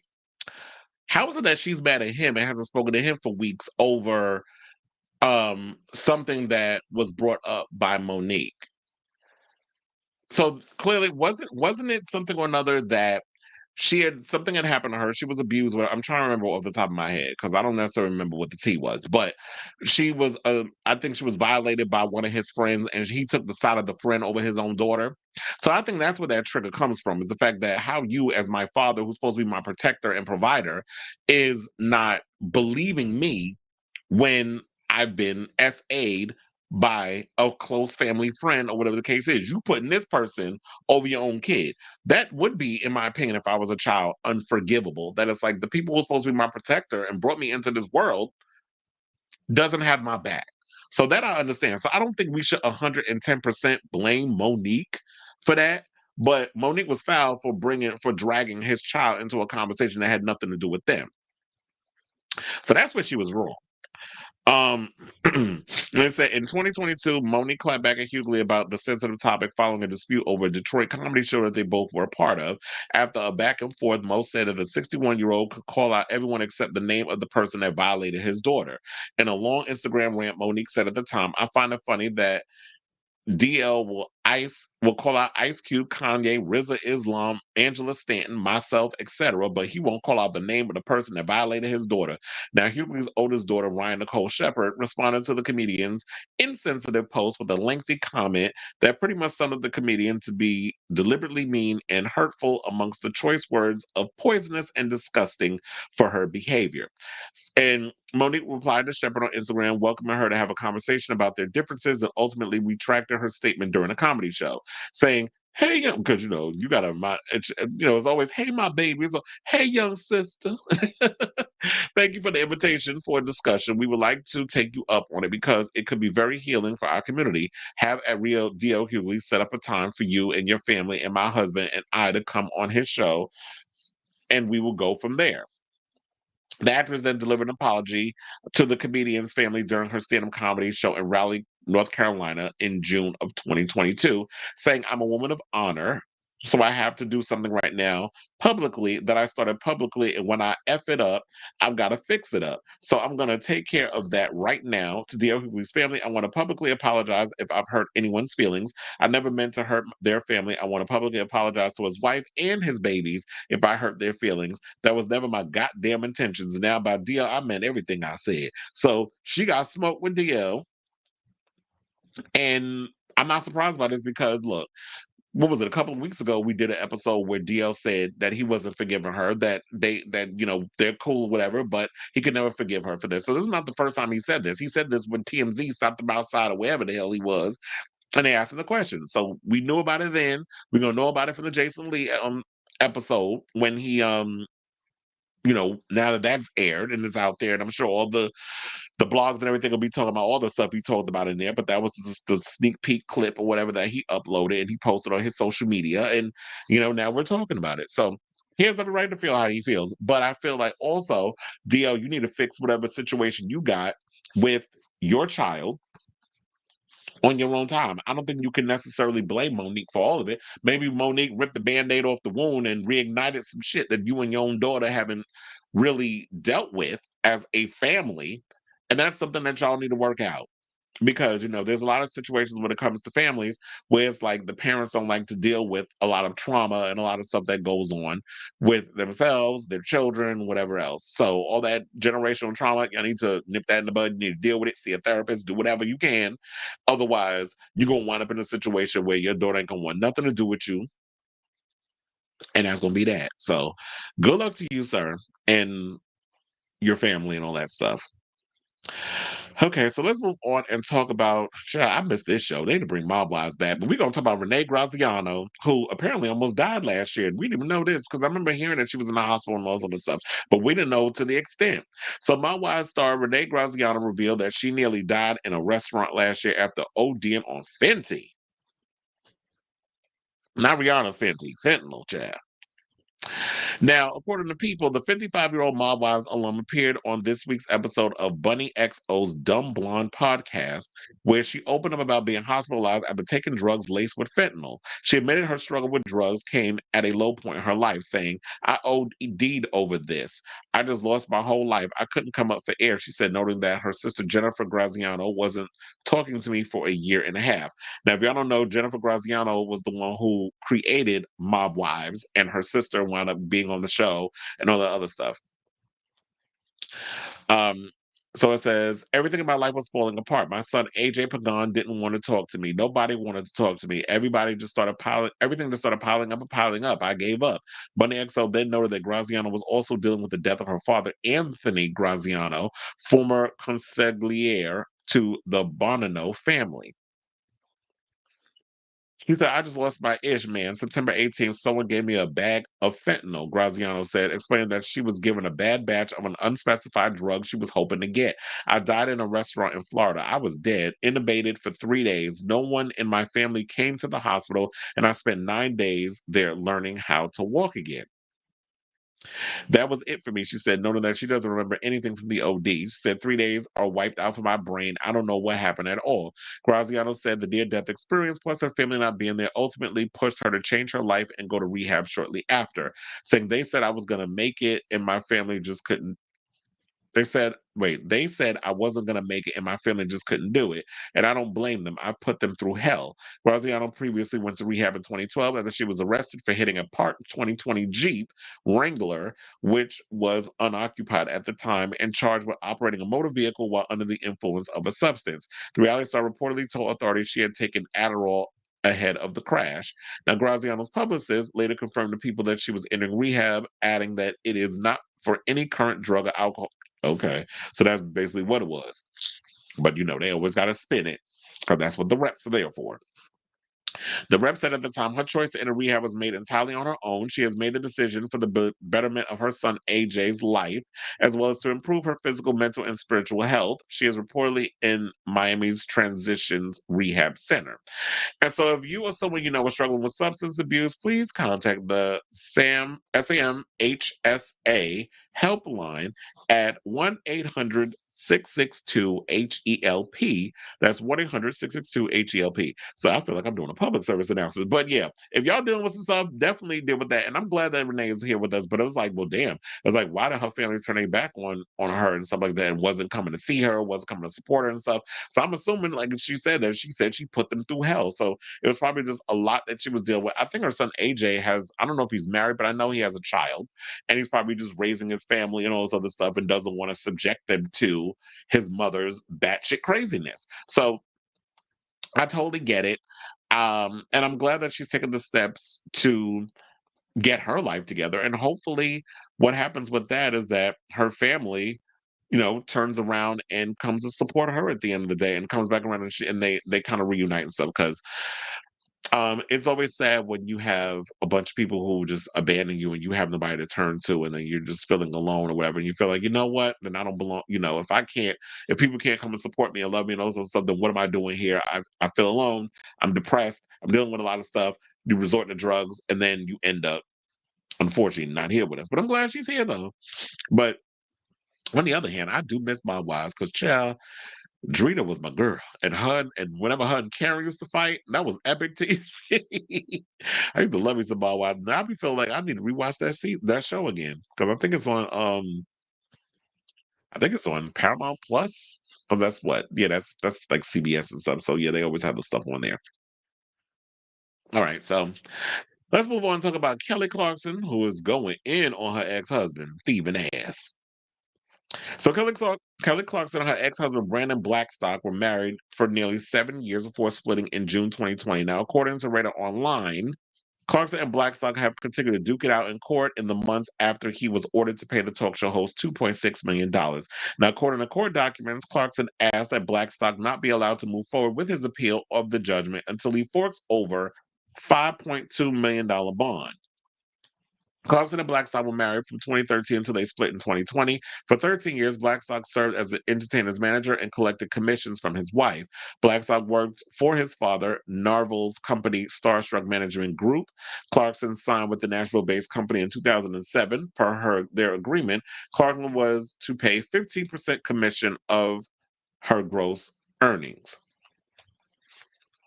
Following the breakup, Starstruck sued Clarkson over 1.4 million allegedly owed in commissions. The management company claimed Clarkson stopped paying commissions owed for the Kelly Clarkson Show and The Voice. Clarkson then filed a petition with the California Labor Commission.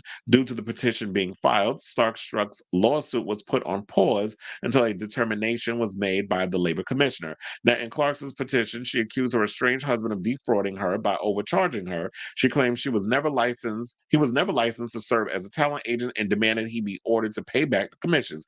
Now, at the time, Starstruck's powerhouse attorney, Brian Freeman, said about Clarkson's petition, saying the labor petition conveniently ignores the fact that Kelly had her own licensed talent agency, CAA, at all times. And sidebar, CAA just signed Risa Tisa, because I'm sure y'all heard of her with that 50-part show that she did on TikTok. But yeah, now she was signed to a creative arts agency. So I just want to put that out there. But anyway, so they said that Kelly had her own licensed talent agency, CAA, at all times, while Starstruck Management Group provided talent management services on her behalf. It did so at all times that CAA was her agency of record. Now, in 2023 of November, the California Labor Commission ruled in favor of Clarkson. It determined Blackstock should not have booked gigs without a talent agent license. So it's saying that he was ordered to pay back 2.6 million in commissions, 1.9 million for The Voice, $208,000 for a Norwegian cruise line deal, $450,000 for a Wayfair endorsement contract, and $93.30 for the Billboard Music Awards. Damn, you got to pay money for that too?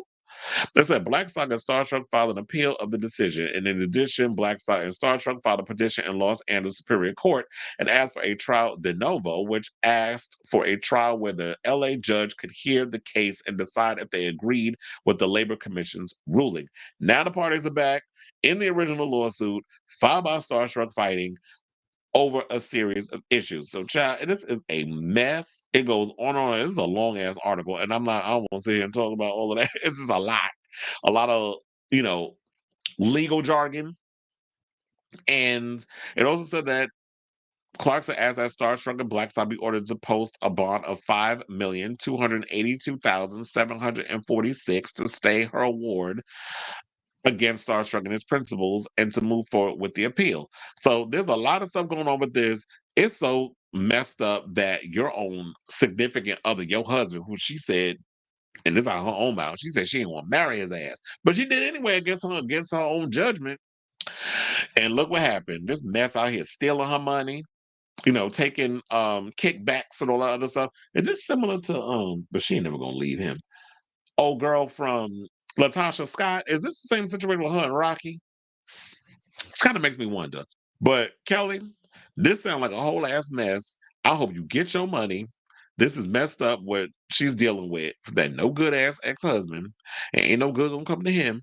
Ain't no good gonna come to him until he do right by Miss Mamas. Okay, so now that we moved on from that, we have 3 more topics to get to, and we're done with today's show. I think a good time. Okay, so let's talk about Mama Ru, who's under fire over their new book club. So I know the book came out, RuPaul's House of Different Meanings. The House of Hidden Meanings. Please hold. Because my book came in the mail yesterday. Oh, can y'all see it? It's the green screen chair. I'm like trying to get it. Get it good. See, my book came. So I got the House of Hidden Meanings. I haven't read it yet. So, and I'll let y'all know because I'm gonna try to read it this week, but I'm probably gonna be so damn busy, I'm probably not gonna be able to read it till next week. So fingers crossed I can get through the book. It's not that I don't think it's that many pages, but one of my friends yesterday, Seth, he told me he read the book in one day. He read it yesterday, and then I saw him also, he posted online that Rue was doing like a speaking thing in New York, and he was there at that because I saw the photos. But anyway, speaking of books, on March 4th, RuPaul announced that he has co-founded a new online bookstore called Astora, a revolutionary, all-inclusive world of book lovers, but it hasn't taken long for potential readers to realize that there's some pretty polarizing content among the 10 million titles that Astora claims to offer. Now, shout out to the advocate for this article, because it said Astora, the freshly launched online book marketplace co-founded by the Emmy Award-winning host of RuPaul's Drag Race and iconic drag performer, has come under scrutiny. The platform, which prides itself on being an independent, author-owned marketplace offering over 10 million titles, aims to revolutionize the e-commerce landscape by ensuring fair compensation for authors, according to a press release, with a model that promises to double an author's income through profit sharing and offers a significant book discounts. Astora's introduction was initially met with enthusiasm. And now here's the thing. I actually like that they're doing that, because in this era of us hearing about people when it comes to getting residuals or getting payments and stuff, when it comes to the music, when it comes to films and all this other stuff, and it's good to see like there's an online bookstore that allows that people who, when you buy their books, you know, it doubles their income through profit sharing and offers significant book discounts and stuff. So because I guess they've been talking about that. Has books been banned on Amazon? Because I was hearing that people was banning books. I don't know about all of that. I had to do further research, but I do like the idea. But this is the thing I don't like. Now, it said the platform's mission to protect, promote, and empower all storytellers through an equitable compensation model, and to uplift the voices of underrepresented groups, including LGBTQ plus people, women, and communities of color, has been questioned. Now, the criticism comes from users on Twitter, exposing the site for listing books by authors known for their anti-LGBTQ plus stances, including titles by Riley Gaines, Robbie Starbuck, Kirk Cameron. He writes, I didn't even know he could read, and other books from the conservative publisher Brave Books. They also got books up there from Ron DeSantis.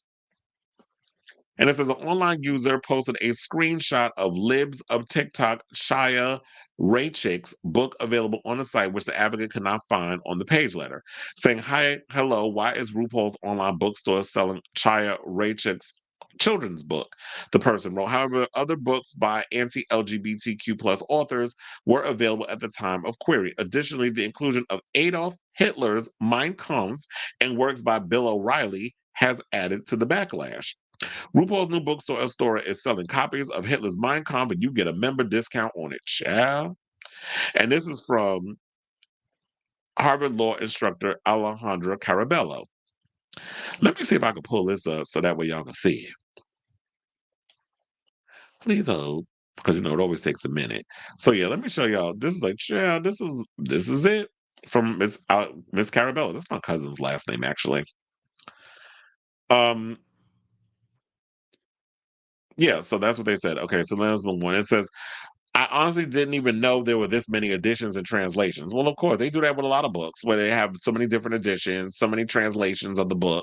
And they say after the advocate contacted reps for RuPaul and Store to inquire about the availability of anti-LGBTQ plus content in the store, the company updated its website to include a note on controversial titles. Our store note said, with the help of our community, we flagged this book as contrary to our core values. All proceeds from this title will go towards protecting diverse literature and marginalized communities from book bans through the Rainbow Book Bus. A disclaimer now reads on some offerings. An Ostora spokesperson declined to comment but directed the advocate to a new FAQ page on the company's website.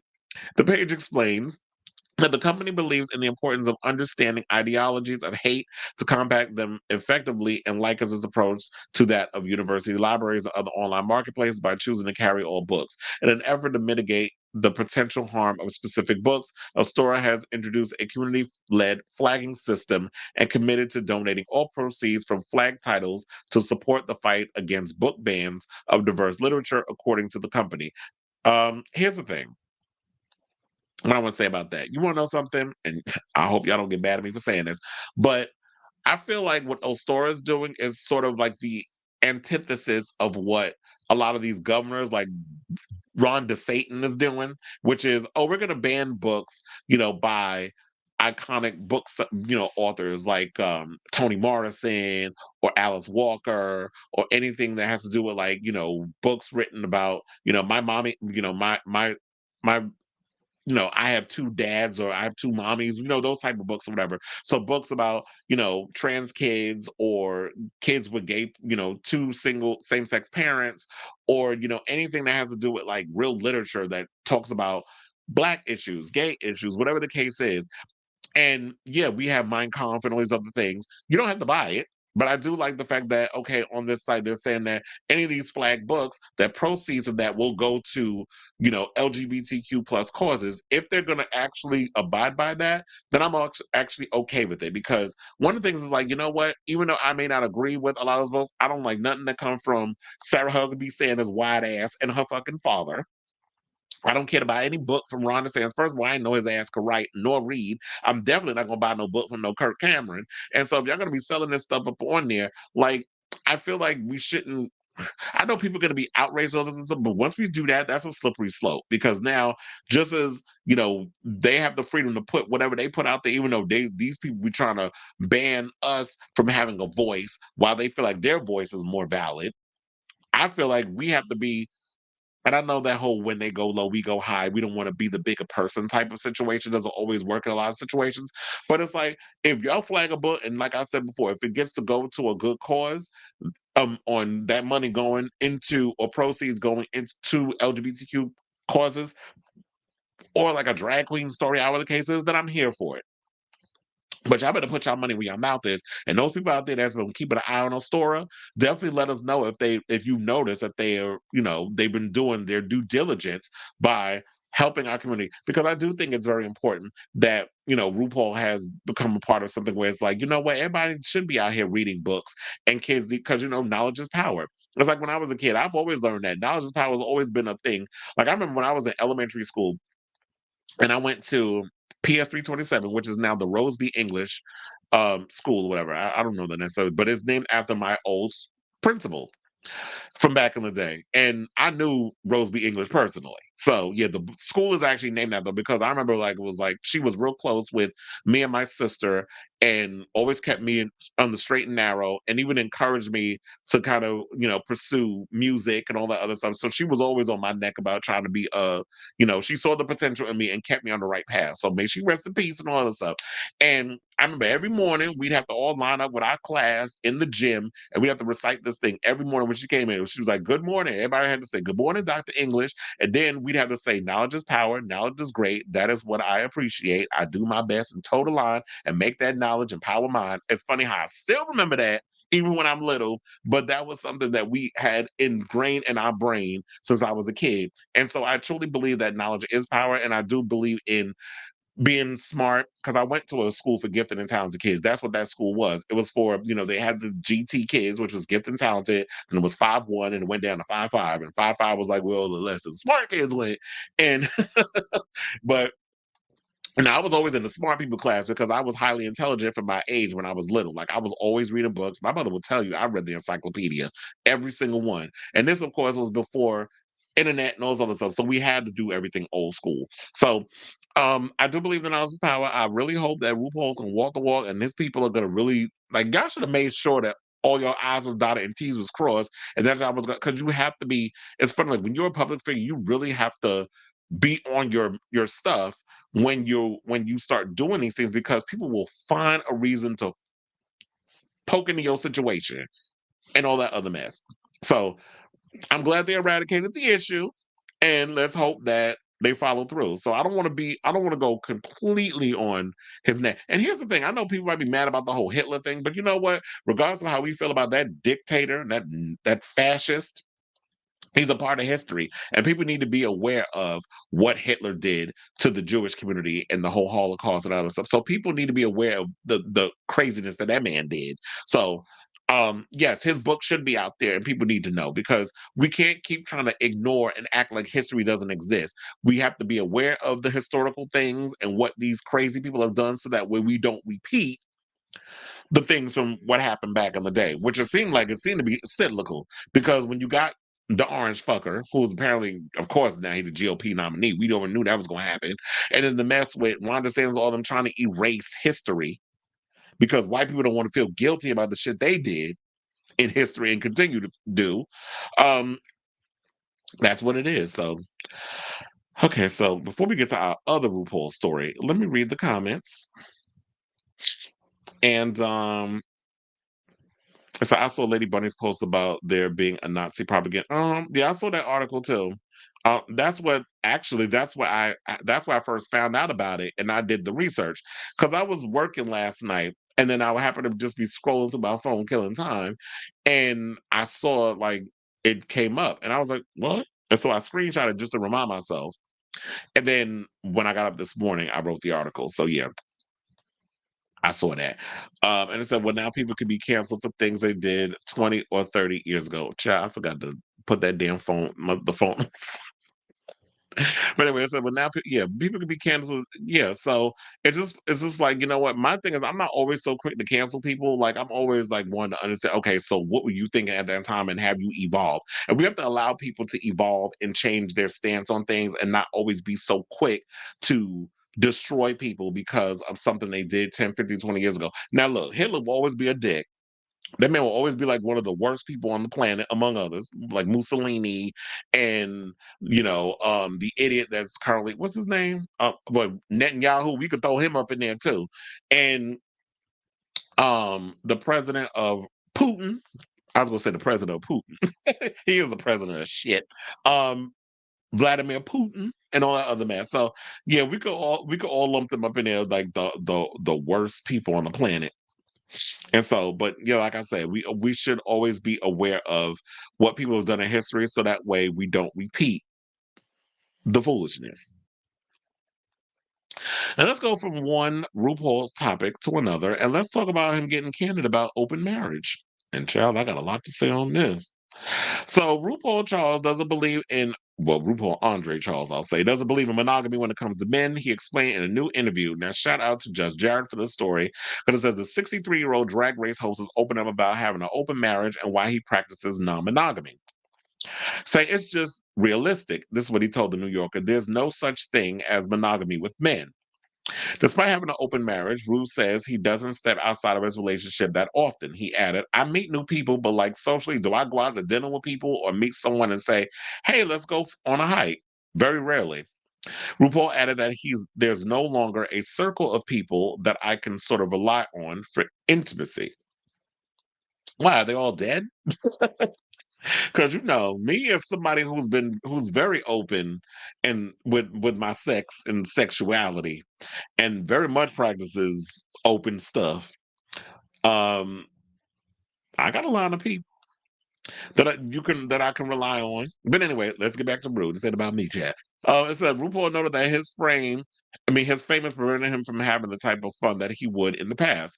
At a nightclub or at a disco dance place, people are on their phones. How am I going to be spiritual in the moment, sweating and taking my shirt off when there are people filming? Ru and George, an Australian painter and artist, got married in 2017 and after 23 years together. And here's the thing. I actually agree with him. I do not believe that human beings were made to stay with one person for the rest of their lives. This is why I always get weirded out when people act like that a relationship is always supposed to last forever. Nothing lasts forever. Jobs don't last forever. Relationships don't last forever. Friendships don't last forever. Like I always look at everything, a reason and a season with stuff. That's how I take it. I take it day by day. I don't try to plan too far in the future, especially when it comes to relationships. Like when it comes to career and work and all this stuff, like I'm married to my work. But when it comes to relationships and stuff, I go with the flow. I take it day by day. And it seems like I see a lot of my friends who want to be in that monogamous type of situation. A lot of them say it's so hard for them to find someone because everybody, especially in the gay community, wants an open relationship. Nobody wants to just be that one person with that one person. And is that because that is a heteronormative thing we as human beings have been conditioned to believe and want to follow because this is something that, like I said, it's heteronormative. Heterosexuals have taught us that, you're supposed to, when you grow up and you get older, after you get out of you graduate from college, if you want to go to college, you get a job, you get married to a woman, you get a house, white picket fence, 2 cars, couple of dogs, 3 kids, live happily ever after, and all that other stuff. Meanwhile, you out here aging and spreading like rotten milk. So my thing is this: at the end of the day, while I'm open for that sort of thing, like I can't do the whole. Like me, I get bored easily, and no, I can't be with somebody for that long period of time. Or I could be like if we have like more of a spiritual connection, and it's like that person I connect to, but it's deeper than a sexual thing. I can understand me being in a relationship with that person. However, when it comes to me being in the mood, I don't know if I could be hunching the same booty hole for 10, 20, 15, 30, 50. I can't do it for that many years. Because I'm like, after a while, it's like, how do you keep that? I guess there are ways you can keep the spice going. But it's like, there's so many beautiful people in the world. Why you only want to hunch one person? But I know there's some people out here who they get, you have a jealous streak. You get jealous of the person. You don't want to, you don't want to share your man with nobody. I don't look at it. Well, I guess it is kind of sharing. Look, if I had to share my toys as a child, why can't I share the men? And vice versa. And like I said, there's so many beautiful people in the world for me to just want to be having one eye for eyes on one person. And look, some of y'all even get mad if you even look at another person and you're always like, oh, you cheating. How are you cheating? You just looking. I mean, you ain't dead. You should be allowed to look at somebody. But look, at the end of the day, if you like it, I love it. So if you're someone who it works for you to be in a one-on-one monogamous relationship, then kudos to you. Then that's what you do. And if you're somebody who has an open relationship, but it's like, look, it all depends on the type of person you're with. My thing is, if you're going to do the whole open relationship thing, it should basically be communication should be the main thing that y'all are doing in your relationship. So it's like, oh yeah, if we have to have rules. Like there should always be rules in a relationship, and people shouldn't just be running around hunching people behind people back. Because I'd rather you let me know what the tea is than you go behind my back and you out here cheating, and then you bringing me home herpes or God knows what else. Because if you did that, now I'm fucking your ass. Like we windmilling, like we fight. So I ain't mad at him, but I just see some people in the comments reading RuPaul about um talking about that he not attractive, whatever. And it's like, look, to each his own. I was trying to see if I could find it real quick. I was like, ooh, y'all shady in these comments. With when I talked about that this morning, I found it. So some people was in the comments saying, I just want to be taken out of Rue's group chat because her book reads like textbook hypocrisy and manipulation. But I want to know how so with that. Like there's a bit of hypocrite. Look, some people call him fracking lunatic. Another person wrote, well, that's my friend DJ Relentless said ill. Harmonica Sunbeam DJ from back in the day. Of course, now that hot boys are willing to F him because he's rich as sin, he's not going to limit himself to just his husband. Without the wealth, he's got all the sex appeal of a wizened mantis. That's why that was the caption I wanted to read because that shit was funny. And they said I heard it's covered in freckles. And look, like I said, and I hate, and what's another thing I hate too? When people try to equate that with, oh, y'all setting gay people back 30 years, 50 years. Blah, blah, blah. It's like, what's someone's decision about their relationship setting the gays back? Like, I feel like whatever works for you works for you. I hate this whole thing. And it's not just with the gay community, it's also with any kind of marginalized community, especially when it comes to black folks or gay people or women or whatever the case is. There's always got to be some type of perpetuated situation that we have to put out there so that way the people on the outside don't be like, see, I told you they was like that. We're not a monolith. So people should be allowed to behave and be into whatever it is that they're into. And it is what it is. If you want to be, out here laying low and spreading it wide with a multitude of men and you can get it up with a little help of some Viagra or whatever, then do you. Okay, so Felix said people always say they want a relationship, but they use that to get someone in bed. I listened to the memoir yesterday. Oh, so you listened to it. Child, I thought about listening to it, but then I realized I was like, the Audible was way more expensive than the hardcover. The hardcover only cost me $20 on Amazon. So I just got the book. And I'd rather just read anyway, because I love the feeling. I love the feeling of a good book. You know, so I just love the feeling of feeling the pages and the smell of paper and all that stuff. So I'm very old school when it comes to books. The only books that I listened to when I first started playing around with Audible was I read Mariah Carey's book. Well, I listened to it, obviously. If I say Audible, that's listening to. So it was Mariah Carey's book and then Sunny Hostin's book. So those were the two books that I listened to because they actually read their books. And I know RuPaul reads his book too. So I'm like, it might actually be enjoyable if I listen to it. But one of my friends, I'm wondering if he did the Audible also because he said that he was out working all day. So I'm assuming that he was listening to it because I don't know how you working and you reading at the same time. So clearly he had to be doing the Audible. So, okay, so let's get to our final topic and talk about the mess going on over there at Queer Eye. So, Gay Jesus is being called a nightmare by people that were behind the scenes on the long running hit Netflix show, saying he's a disaster to work with, emotionally abusive, and prone to rage issues. And this came via an expose in Rolling Stone.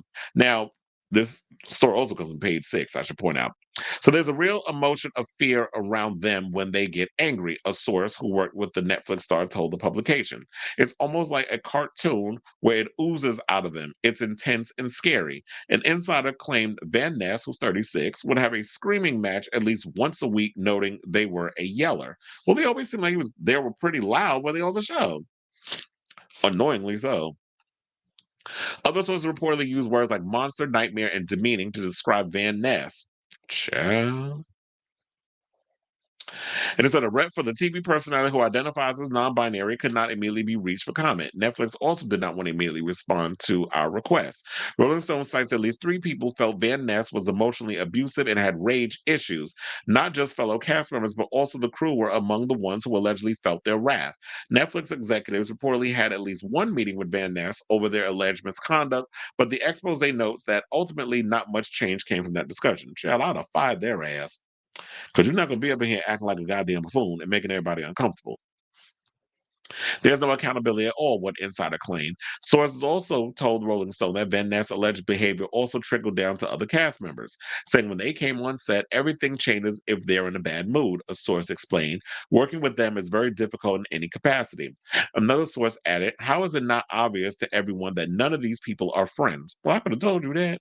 Because we knew that from Like I stated earlier in the show when I was talking about it, because the show has Karamo Brown, Tan France, Bobby Burke. Well, Bobby Burke then left, so now they replaced him with Jeremiah Brent, who is Nate Berkus' husband, and used to formerly work for Rachel Zoe. We already talked about that on the show a couple of episodes ago, and Anthony Porowski. So they said the fans is not shocked because remember, Bobby Burke talked about that he was feuding with France, and the fans found that out because when Bobby Burke went to make the announcement that he wasn't coming back to Queer Eye, he tagged everybody and tagged an old Instagram account that was barely used by Tan France. But Tan's main Instagram account was not tagged because apparently the fans said that Bobby was blocked, which made people assume that okay, there must be trouble amongst the cast that they don't get along. But are y'all surprised? There have been many of shows over the years where people have been notorious to not get along with their co-stars. There's always been tea about that. Didn't that happen with I remember this legendary story with Suzanne Summers, may she rest in peace, when she was on Three's Company. And Megan Mullally didn't get along with what the hell's her name? The redhead, Grace from Will and Grace. They didn't get along on Will and Grace. There was a whole story that came out a couple of months ago, and they beefing because of who Deborah Messing was hanging out with, somebody that I guess um, Megan Mullally didn't really get along with. So there was like a beef. I think what was it? Susan. I think it was Susan Sarandon. They was hanging out somewhere, and I guess she took issue with that or something or another. But anyway, to get back to this story, and then also let's not, he talked about the whole thing. There was an issue between them, and it had nothing to do with the show. So there was something that was going on behind the scenes that they didn't work out, and then they were cordial. And then also we talked about that how the only person that Anthony Porowski invited to his bachelor party was Tan France. He didn't even invite Bobby Burke, Nate Van Ness, or I was going to say Bobby Brown, Karama Brown, because Karama revealed that on Watch What Happens Live.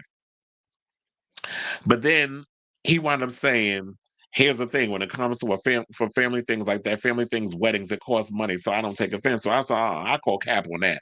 Because my thing is, regardless of the situation, if I get along with my cast, if I get along with people, I'm going to invite them to my wedding. So if I'm not going to have you come to a situation, then clearly it's like, oh, I don't get along with y'all. I only get along with one out of the three of you on the show.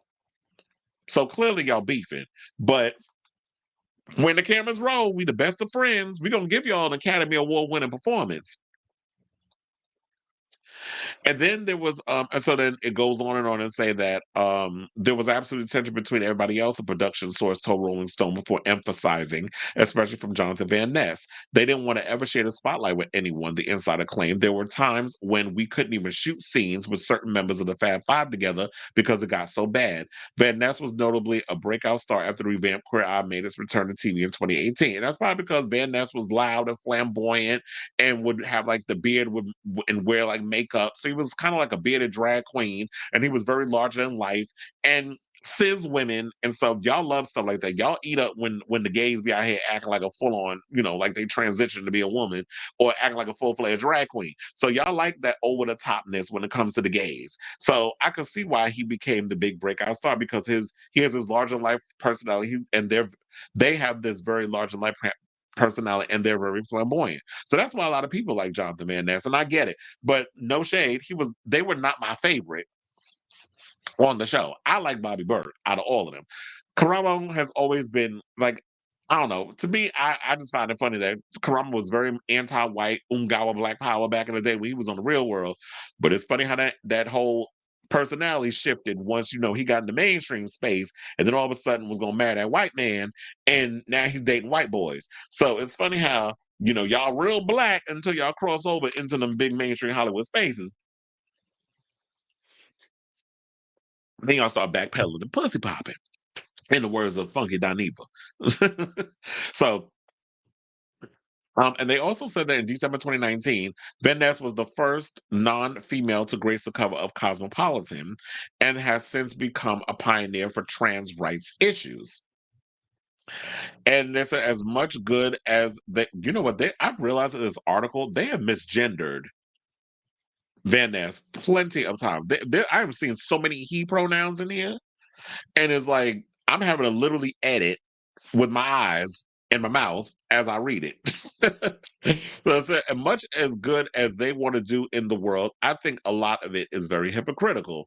There's a definite contrast between the principles and the values that Van Ness stands for publicly. They're really centered around having this warmth, love, and care for other people. The source continued, there's a real contrast between that and the way that they treat the people who are closest to them across the board. It's the opposite of what this person is touted and paid to be.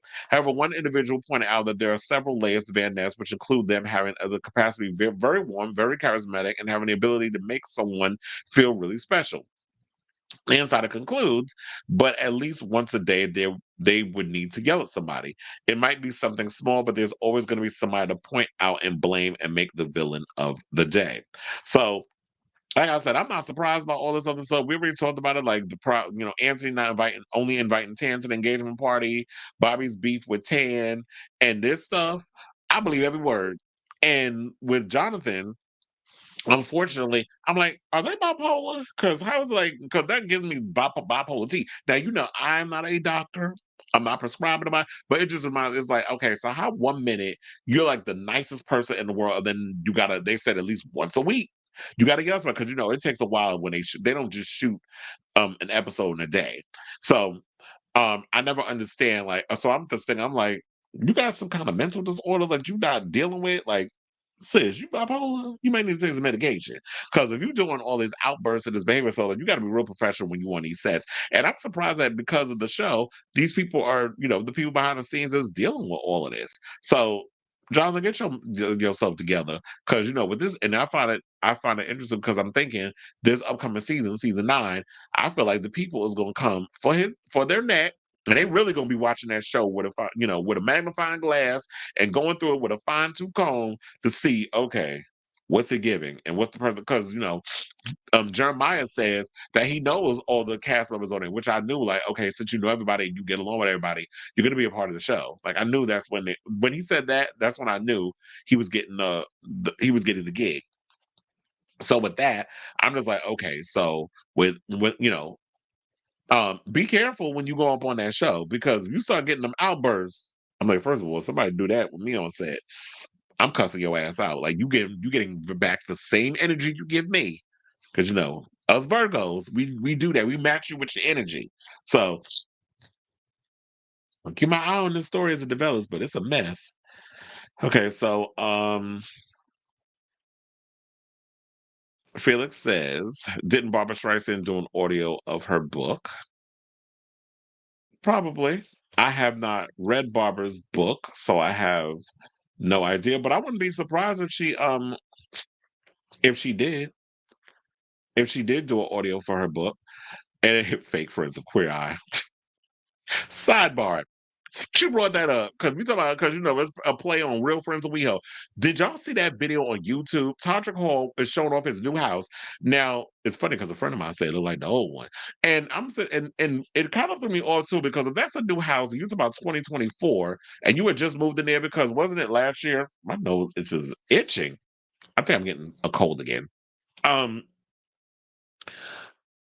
Didn't he say? Because in the video, I don't know if y'all seen it, but definitely it's on YouTube. Check it out. Because I was like, "Oh, this house is cute," but also had me side eyeing. It was like, "Well, girl, where'd you get the money to get that house? Because quiet as it's kept, we already heard the tea about how you ain't had the coins to pay for that house you was staying in, and you was back on your rent, and your landlords who you claimed you bought the house from, you was backed up on your rent." But he out here making coins. Look, he wrote some songs for the Burlesque musical that's gonna be over at the West End. I think that's about to start soon. He has a new album coming out. So while I do throw a little Todd, you got to catch that straight. I am proud of the fact that you still out here doing what you're doing, even though you know some of the stuff you've been doing is allegedly scamations and things. But it kind of threw me off because he said, "Oh, I've written a lot of songs over the years in this bathroom," and I'm like, how when you just got this house? So the math wasn't math. So oh, wait, hold on. I'm gonna get to your comment in a minute. Roro said, no surprises. The casting for Queer Eye is from who producers wanted to see together, not the cast themselves. So it can easily become unintended friction, unlike that of The Real World. Oh, I did love The Real World when it was on. And it said, a jury finds armorer Hannah Gutierrez guilty of on the shooting on the film. So can you imagine? No, you want to know something? I'm thinking because he's famous that he's going to probably get away with it. Or he's going to, somebody's going to hang for it. And unfortunately, it's going to be this person that nobody knows. And my thing is this.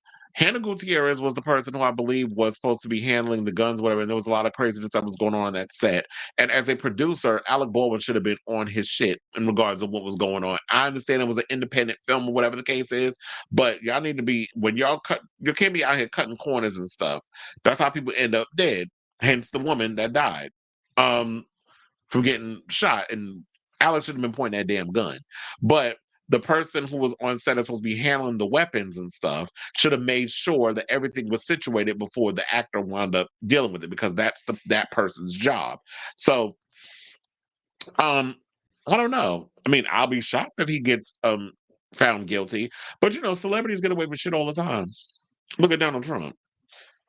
Like, he has yet to pay for his crimes. So he was sitting on the toilet writing songs.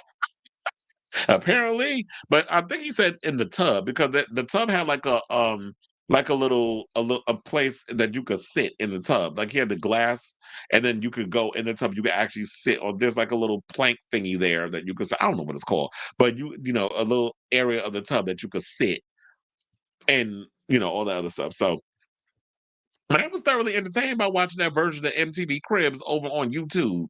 So I don't know, but the man was a mather in regards to him saying that he's written songs over the year. But I'm like, if you just got this house and it's 2024 and you were evicted from the last house, whatever the case was, how is you writing songs in that bathroom over the years? So I don't know, unless that was the same house that now you giving a whole new you not being kicked out of it. But it said that he put the house up on the market, right? I could have sworn I did that article, and I talked about it on this show. So I don't know. The man, sometimes these gays, y'all be out here pulling stunts in the show, and be out here fronting and shit for the cameras, but pay attention. So I'll be like, the man wasn't mad when you said that. But anyway, so we have officially come to the end of our show. Thank you all for tuning in. I see I got 141 people watching the live. So thank you for the big, the amount of people that's in here watching. I think that's probably my biggest numbers yet. But so I appreciate all y'all that's watching the live stream. I know I got a lot of people on the Twitter, because I ain't calling the other damn number, that's watching right now. Thank you, all of you who are in the YouTube that's watching it, the YouTube comments, all those stuff. So I definitely appreciate you guys who have been supporting the show. Do yourselves a solid and hit that like button, that subscribe button, and that notification button, so that way when we go live with a brand new episode of Chris Avalon Unfiltered. Like my love, it won't cost you a thing. So it is free. All you gotta do is hit that like button. If you never subscribe to the show and you love what you see, please hit that subscribe button and the notification. Yeah, like I said, like my love, it won't cost you a thing. Ain't J-Lo. So thank you, Felix, Roro, Lanier. Who else was in here? Oh, I had Sailor Mermaid jumped in for a second. Cheryl J jumped in for a second. So it was like, the usual fans that come in and step in and support. I definitely love and appreciate y'all. And thank you to everyone who continues to support this little old show of mine, because without an audience to watch what I'm talking about, I'd just be sitting here talking to my damn self like a lunatic. So your support means a whole lot to me. But anyway, let me get up out of here, because we're about to come on this 2-hour mark with this show. Love you all for watching. And until next time, ciao, darlings.